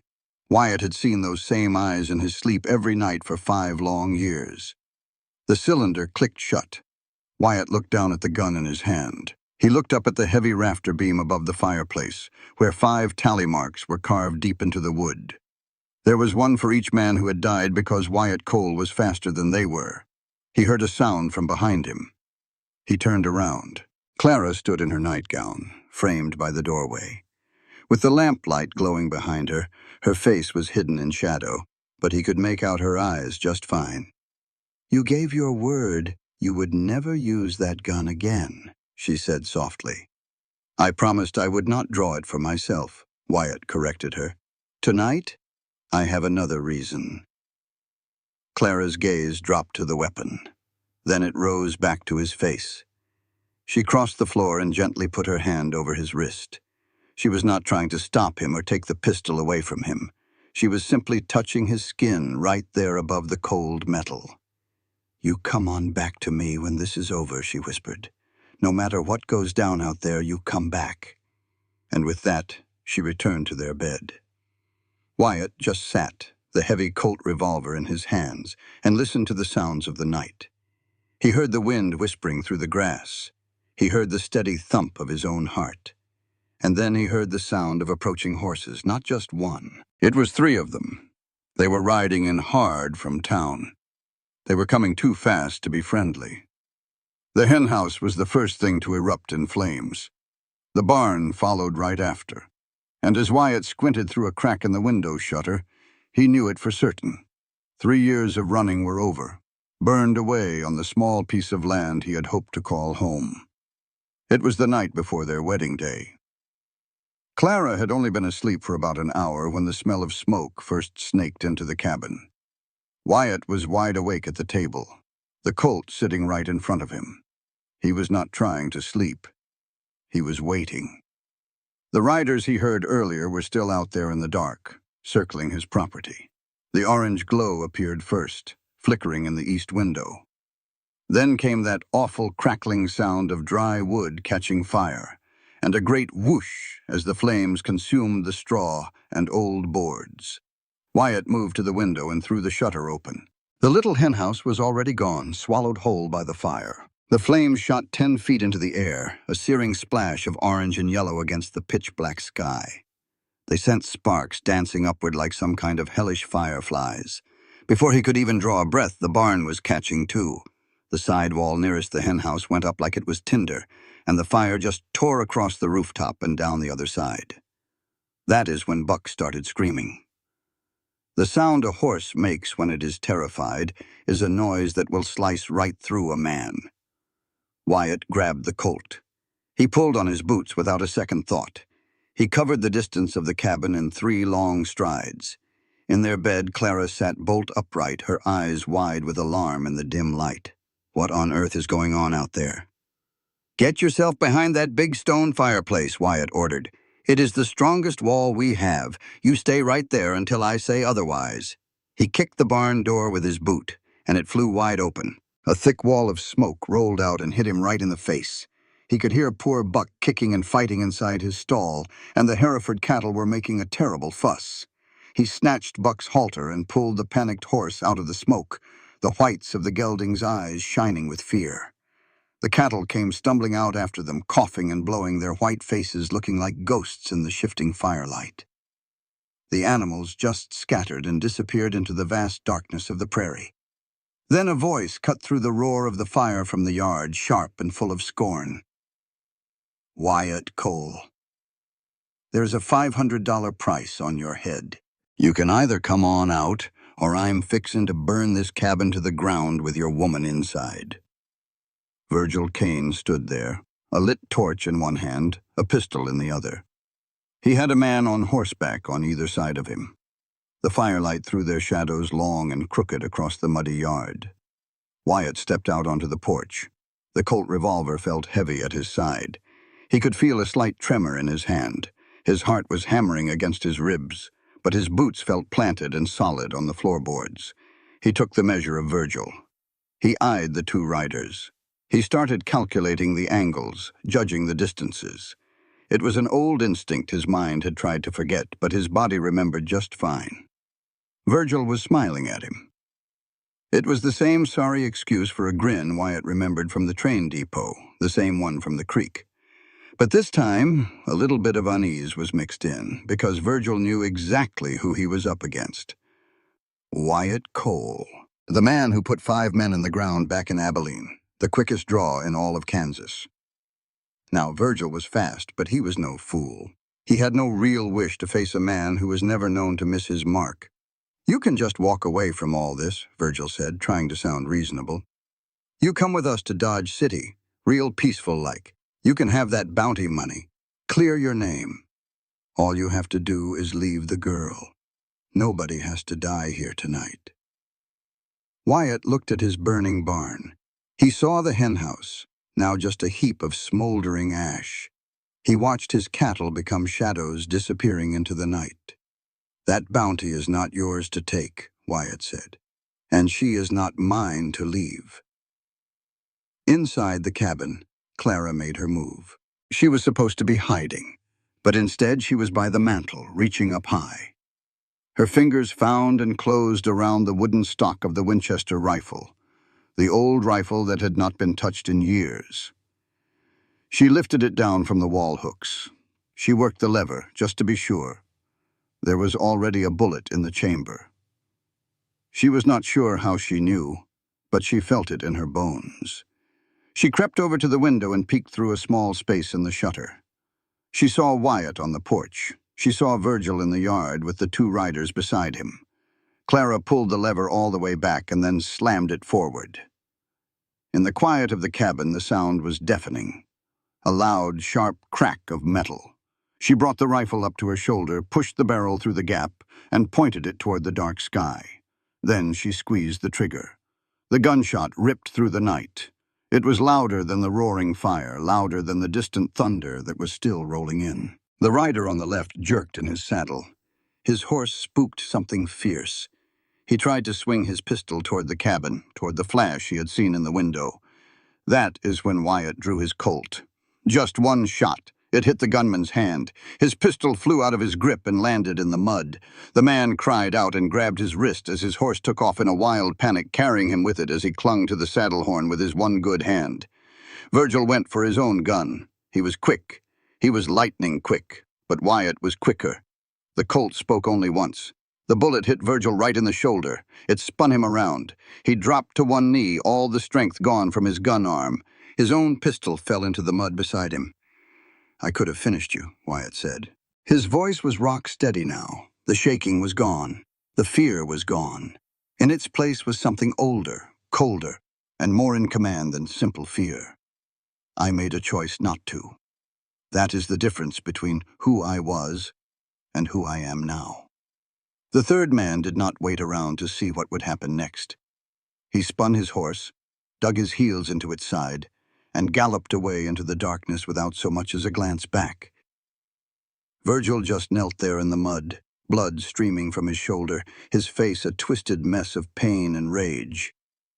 And then he shouted it. The words that changed everything. It was Cadell who paid me. Cadell was behind all of it. The fire, the threats, everything. Cadell. Just then, the sound of hooves came from the road, not leaving but arriving. Sheriff Burl rode into the glow of the fire, his horse slick with sweat, his tin badge catching the orange light. From the road behind him, Sarah Pettigrew's voice called out. She had seen the fire from all the way in town. She had beaten on Sheriff Burl's door until he came out. She had said the one thing that could reach the old lawman, touching the wound he had carried since his own daughter died. "You are the sheriff. If you do not ride out there, then nobody will." Burl looked at the burning barn. He looked at Virgil Kane bleeding in the dirt. He saw Wyatt on the porch, the Colt still hanging from his hand, the reflection of the fire dancing in his eyes. For 3 whole years, Sheriff Tom Burl had looked the other way. He had let Cadell have his badge. He had stood over his daughter's grave every Sunday and hated the man he had become. But that ended tonight. "Virgil Kane," Burl said, his voice clear and strong, "you are under arrest for arson and attempted murder." The badge on his chest seemed to shine in the firelight.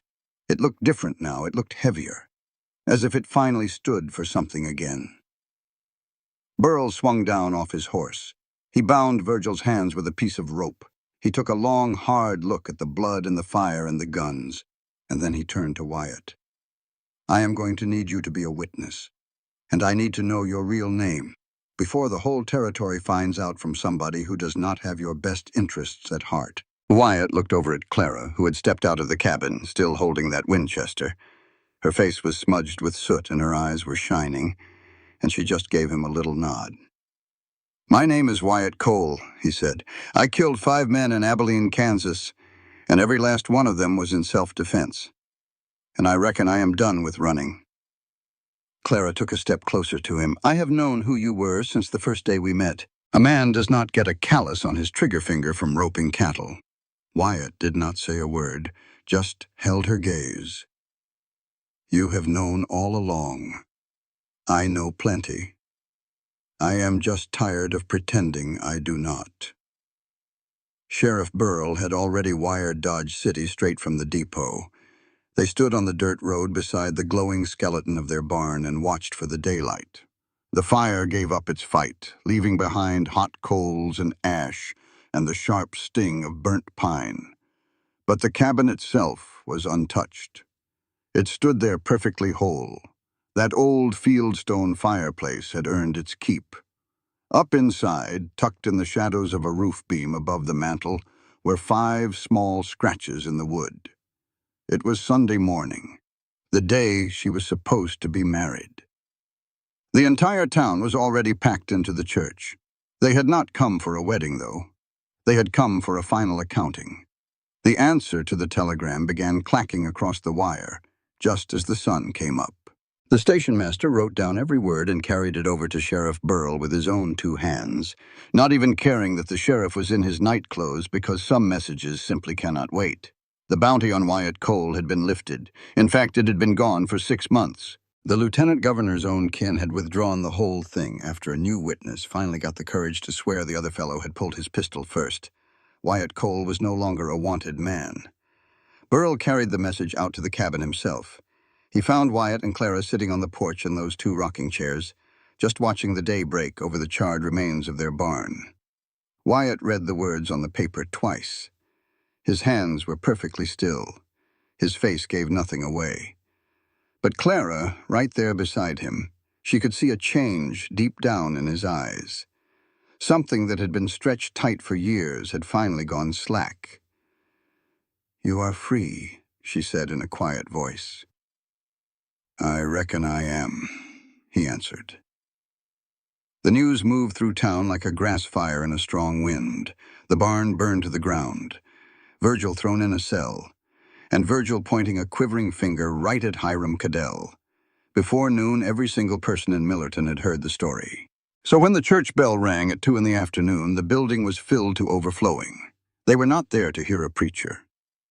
They were there to hear the truth. Clara walked in wearing that same blue calico dress she had on when she first came to town. She had scrubbed it clean twice, mended a tear in the sleeve, and sewn on new buttons she bought from Hulkcom's store. The cloth was worn thin, but it was spotless, and it was hers. Wyatt had on his good shirt, a brown cotton one washed so many times it was whisper soft. He did not wear a jacket. A small cut marked his jaw where the razor must have slipped. His boots had been scraped clean of mud, but you could still see the black marks the fire had left on the leather. They started up that long aisle, and every head in the place turned to watch them. But the way folks looked at them was different this time. Not every stare was friendly, but a whole lot of them were filled with curiosity. And a few, Clara figured, looked almost like respect. They had nearly made it to the front when the heavy church doors groaned open behind them. In marched Hiram Cadell. He was wearing his best suit. His boots were polished brighter than a new silver dollar. In his hand, he clutched a stack of papers that looked mighty official. He walked straight down the aisle and then stopped. He scanned the crowd. Then his eyes landed right on Clara. "Whatever this girl says she has," he announced, "it belongs to me. The land, the minerals in the ground, and the map that leads to them. I have the bank documents right here. I purchased all the rights to the Brennan property, everything on it and everything underneath it. She holds nothing that is not mine by law." A thick quiet settled over the church. Even the little ones stopped their fidgeting. Clara felt the floor drop out from under her. She knew Cadell was not a man who gave up easy, but she had never imagined he would do this. Real legal papers. Documents from a bank. It was the kind of power that did not need a pistol because it had something much meaner. It had the law on its side. That was when Reverend Michaels got to his feet. He pushed himself up from his chair like it gave him a great deal of pain, his old bones protesting the effort. His hands were shaking, but his eyes were the sharpest things in the whole church. He reached into his coat pocket and took out an envelope. It was old. It was yellowed from time. The wax seal had never been broken. "Hiram," he said, I have held on to this for 15 years. It felt like the entire church stopped breathing. Thomas Brennan gave this to me, Michael said. His voice was certain and strong, even if his hands were not. It was the year he knew the bank was starting to close in. He told me, if my daughter ever finds herself on the wrong side of the law, you give this to her. I kept my word. I never opened it. I did not have a clue what it said. He shifted his gaze to Clara. His old eyes were watery with tears. I reckon this is the moment he was talking about. He carefully cracked the seal.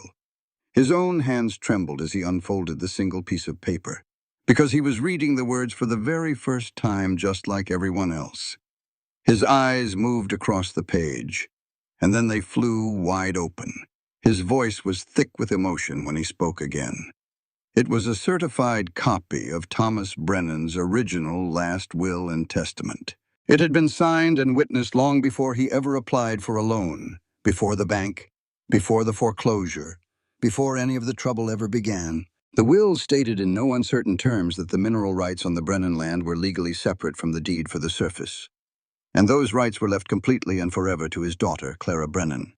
The bank had taken the land, that was true, but they had never taken what was buried deep inside it. The map belonged to Clara. The gold belonged to Clara. And Cadell's stack of fancy bank papers was not worth the ink on them.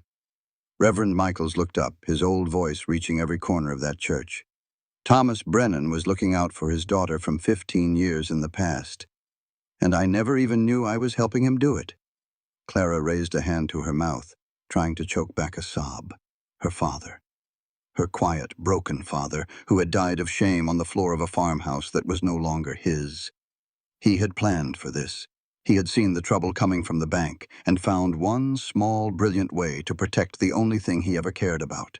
He had reached across 15 years and even past death itself to shelter his little girl. The church exploded in a wave of voices. Everybody started talking at once. Cadell just stood there in the aisle, clutching his worthless papers, his face shifting from furious red to a chalky white. Sheriff Burrell stepped up. He did not look like the same man from a week ago. He stood taller. His shoulders seemed straighter. The star on his chest looked like it finally belonged. Hiram Cadell, you are under arrest for illegal lending, for fraud, and for conspiracy to commit arson. You will be held at the county jail, and then you will be sent to the territorial prison in Laramie to await your trial. Cadell opened his mouth. Then he shut it. He opened it again, but there were no more words left in him. Burrell took him by the arm and escorted him out of the church. In the quiet that followed, Mrs. Agnes Pettigrew stood up. The whole church fell silent again. Clara braced herself for whatever was coming next. Mrs. Pettigrew walked down the aisle. She moved at a slow pace. Her face was a storm of feelings, her mouth a tight line, her eyes bright with something Clara could not identify. She stopped directly in front of Clara. She stared at her for a long, heavy second. "I was wrong," she said. Her voice was quiet, but it echoed in the silence. "Forgive me." Clara looked at this proud woman who had made her life so hard from the first day. She saw the prideful face finally begin to break. She saw the fear that was hidden beneath all that meanness, the debt that had made Mrs. Pettigrew a puppet for a man she despised. Clara just gave a simple nod. Her eyes were red, but they were not crying. In the very last row, Sarah Pettigrew let a small smile touch her lips. She had her own secrets. It had been her letters to the territorial judge that had set this all in motion. But that was a story she figured she would keep to herself. Reverend Michaels smoothed down his worn coat.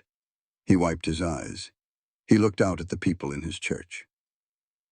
"Well then," the Reverend said, "if nobody else has an objection, I believe I have a wedding to conduct. Wyatt Cole, or Sands, or whatever his name was. He had taken the lives of 5 men. He had been on the run for 3 long years. He had slept on his own floor for 3 hard weeks. But on this day, he was getting married. The church was full. It was not packed to the rafters like it was an hour ago for the big showdown, but it was still full. The people sitting in the pews were the ones who had chosen to stay. They were folks who needed to witness something good after seeing so much bad. Reverend Michael stood at the front, his Bible open and his old voice holding steady. He read the vows like he had 100 times before, but this time, the words felt different. This time they sounded like they truly meant what they said. Do you, Wyatt, take this woman to be your lawfully wedded wife, to have and to hold from this day forward, for better or worse, for richer or poorer, in sickness and in health, until death do you part? Wyatt's voice rang out clear and strong without a hint of a shake. I do. Do you, Clara, take this man to be your lawfully wedded husband, to have and to hold from this day forward, for better or worse, for richer or poorer, in sickness and in health, until death do you part? Clara felt her throat tighten up. The words came out raspy but true. I do. Wyatt took the gold band from his pocket. It was the Reverend's wife's ring, worn and smooth from many years of being loved. He slid it right onto Clara's finger. It was warm from his pocket. It was a little loose, but it stayed put. Clara then pulled something from the pocket of her blue calico dress. It was a ring she had made all by herself, bent from a piece of copper wire she had found in the ashes of their burned-down barn. She slipped it onto Wyatt's finger. It is not gold, she told him, but it survived the fire, just like us. I now pronounce you man and wife, Reverend Michaels declared. You may kiss the bride. Wyatt looked at Clara. She looked right back at him. Neither of them moved for a second that seemed long enough to contain everything they had endured. Then he leaned forward. His lips met hers. It was quick. It was dry. It was gentle. He pulled back. The tips of his ears were bright red. Clara reached up, took his face in both her hands, and kissed him again. Properly this time. The way a woman kisses a man she has claimed as her own. The church nearly came alive with clapping. Well, not everyone, but it was enough. They walked back down that aisle, hand in hand, a married couple. Clara could feel the good weight of that copper ring on her finger and the solid strength of Wyatt's hand in hers, and both of them felt exactly like they were supposed to. Outside, someone had already set up a table. Food had started appearing from nowhere the way it does in small towns when people decide to be good to each other. There was potato salad in a large crock. Biscuits were all bundled up in a cloth. Lemonade had a dipper floating in it. The women brought plates over. The men shook Wyatt's hand, all short and stiff like it hurt them, but they did it anyway. Hulkcom came by with a sack, a wedding present. It had sugar and coffee and flour. Much obliged, Wyatt said, and you could hear that he meant every word.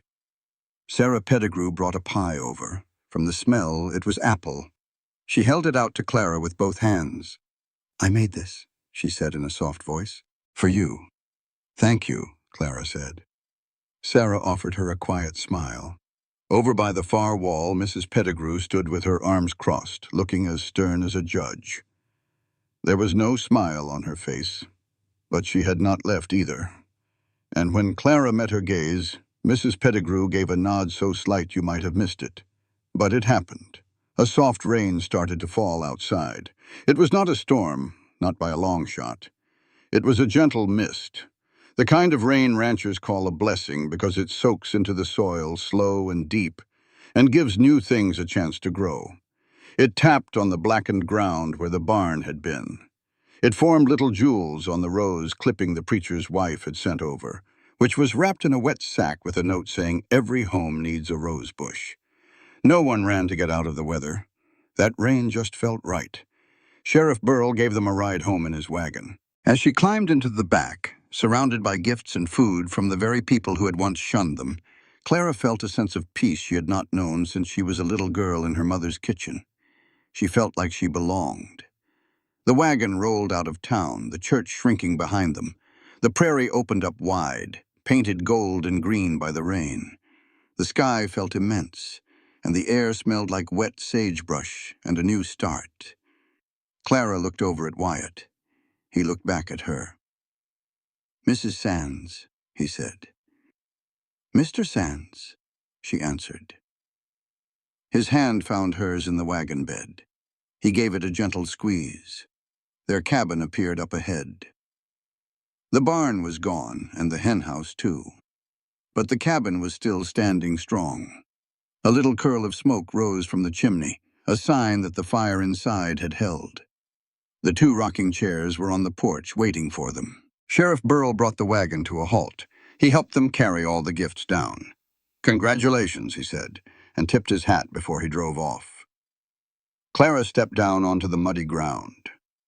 Her old traveling bag slid off the pile of goods and fell into the dirt. It was the very same bag, with its tired leather and its broken fastener. Wyatt leaned over and picked it up. He held it out to her. "The last time you picked that up, I was just a stranger," Clara told him. "This time," he said, "I am picking it up for my wife." They planted the rose clipping near the front wall in a spot sheltered from the wind. Wyatt dug the hole with his own hands, getting it deep enough for the roots to take a firm hold. Clara unwrapped the burlap and settled the plant into the earth. Together, they pushed the dirt back in and patted it down securely. They gave it a drink of rainwater from the barrel. "You think it will grow?" Clara asked. "It will grow," he said with certainty. Inside the cabin, it was warm. The fire they had tended to that morning was still alive. Clara lit the lamp. With the chimney now clean, the light it gave was bright and steady. She looked around at the quilt on the bed, the tidy shelves, the wooden spoon on its hook, and the two tin cups sitting right next to each other, model. For supper, they ate the food that folks had brought by. There was potato salad and fresh biscuits, and a healthy slice of Sarah Pettigrew's famous apple pie. They sat facing each other at the little pine table, eating mostly in silence. The light from the lamp was warm, and the rain made a soft drumming sound on the roof, and for the first time, everything felt right. After the plates were cleaned, Clara dried her hands and turned to find Wyatt just standing there in the middle of the room. His eyes were fixed on the floorboards. Then he glanced at the bed, and his gaze dropped right back to the floor.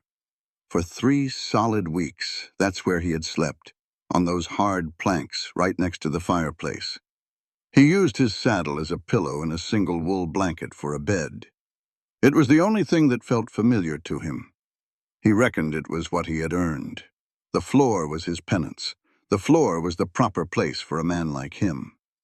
Clara crossed the cabin. She reached out and took his hand. She guided him over to the bed. She put his hand down flat on the pillow. "No more floor," she told him. Wyatt sat down on the mattress, and the ropes underneath let out a groan. He dropped his head into his hands. His shoulders began to tremble. It wasn't loud crying, not what you'd call weeping. It was a tremor that began deep inside his chest and worked its way out until his whole body was shaking with it. He kept his jaw clenched tight. His hands grabbed the side of the bed so hard that his knuckles went bone white. 3 years. 3 years filled with nothing but silence and being alone, sleeping on hard ground because he truly believed he was not worthy of a mattress. 3 years of waking up to 5 little carved marks every single morning, and carrying 5 dead men into his dreams every single night.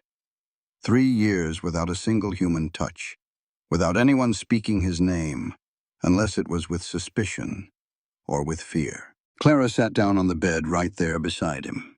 She never said a word. She didn't try to make it better. She just laid her hand on his back, feeling the old scars she had seen through the window that very first morning when he was washing up at the pump. They were long white lines that crisscrossed his shoulder blades. They were old wounds. They were stories she knew she would hear someday. But that day was not tonight. Tonight, she just let her hand rest there. She let him know she had seen them, and she let him know she was not going anywhere. Wyatt took a long, slow breath. It was the kind of exhale that feels like it's carrying away a heavy burden. 3 years of loneliness were leaving his body in one single moment. "You are home, Wyatt," Clara said. He turned his head and looked at her. He gave a single nod. He could not find the words to speak. He did not need to. A while later, Wyatt went back inside the cabin by himself. Clara stayed on the porch, sitting in her rocking chair, and watched as the stars started to push through the breaks in the clouds. Through the window, she could see him standing on the hearth. She watched him reach up to the big rafter beam that ran just above the fireplace. His fingers found the 5 small tally marks he had cut into the wood, one for each man who died because Wyatt Cole had been faster with a gun. He stood like that for a long time, his fingertips just resting on those marks. Then he pulled his pocket knife from his pants. He flicked it open. With slow and steady purpose, he scraped one long straight line right through all 5 marks. He was not trying to erase them. He was not pretending they did not exist. He was simply facing them. And then he was letting them go. He closed the knife. He walked to the table. He picked up the Colt .45. He swung open the cylinder. He pushed out all 6 rounds one by one and lined them up on the table like little brass prayers. He wrapped the pistol carefully in an oilcloth. He carried it outside. Clara watched him walk over to the rose bush they had planted together. He knelt down in the dark, damp earth. He dug a hole right beside the roots, using nothing but his bare hands. He gently placed the cloth-wrapped gun into the hole. He pushed the dirt back in over it. He patted the ground down firm and flat. He got to his feet. He stood there looking at the little patch of fresh earth, where the colt was now resting underneath the roots of something alive. He had buried the violence. He had planted new life right there on top of it. He walked back to the porch. He sat down in his rocking chair next to Clara. The wooden runners made a gentle creaking noise. She reached out, and her hand found his. He took it without hesitation. Their fingers locked together. "Are you happy?" she asked him. He stayed quiet for a long, long while. The chairs rocked in a steady rhythm. The stars grew brighter. The rain was gone, and the night air felt clean and cool, smelling of wet grass and roses that were not blooming yet, but would be soon enough. "I do not know what happy is supposed to feel like," he finally said. "But I can tell you that for the first time in my whole life, there is nowhere else I would rather be." Clara closed her eyes. She felt the cool night air on her skin. She felt the warmth of his hand holding hers. She felt the simple weight of the copper ring on her finger, and the solid wood of the chair under her, a chair he had built with his own 2 hands just for her. A few weeks after that night, a reporter from the Cheyenne Leader newspaper rode his horse all the way out to Millerton. He had gotten word of the story. The story about the gunfighter from Abilene who took on a mail-order bride that the whole town had wanted nothing to do with. The man who had faced down bounty hunters and a rich man trying to steal his land. The man who chose to show mercy when he could have chosen to be violent.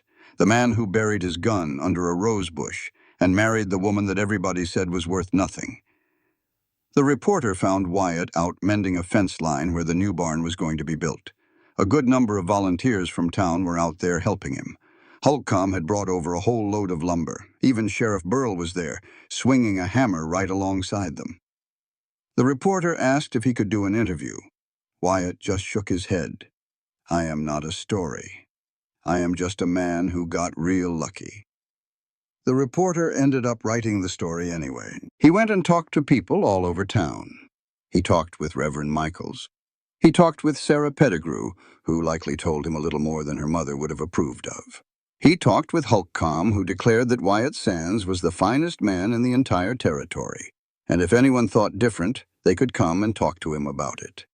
The story was published with a headline that got read aloud in saloons and trading posts and train stations all up and down the Union Pacific line, from Cheyenne clear out to Omaha. It read, "The Cowboy Who Silenced the West. Not with bullets, with a choice." And in those saloons, grown men would read that story and then just get quiet for a time. It was not because the story told them something they did not already know. It was because it reminded them of something they had long forgotten. That kindness is not the same thing as being weak. That showing mercy does not make a man a coward. That the strongest thing a man can ever do is not pull a trigger, but to open his hand instead. Some stories do not need a response, they just need to sit in the air for a while. That is what true things always do. Back in Millerton, on a little ranch just on the edge of town, the rose bush started to grow. It sent out new leaves, a pale, fresh green against the dark earth. Its roots spread deep and finally found the oilcloth bundle he had buried there. They grew right around it, the way that living things will always grow around the hard things that they cannot push aside. In time, that bush would be covered in blooms. Bright red roses growing against the weathered boards of a little cabin. And on the porch, 2 rocking chairs creaked back and forth in the same easy rhythm, evening after evening, season after season, as if the house itself had finally remembered how to breathe again. The wind whispered through the tall prairie grass. The sun went down in a blaze of gold and purple over the wide open land, and the chairs rocked on and on and on.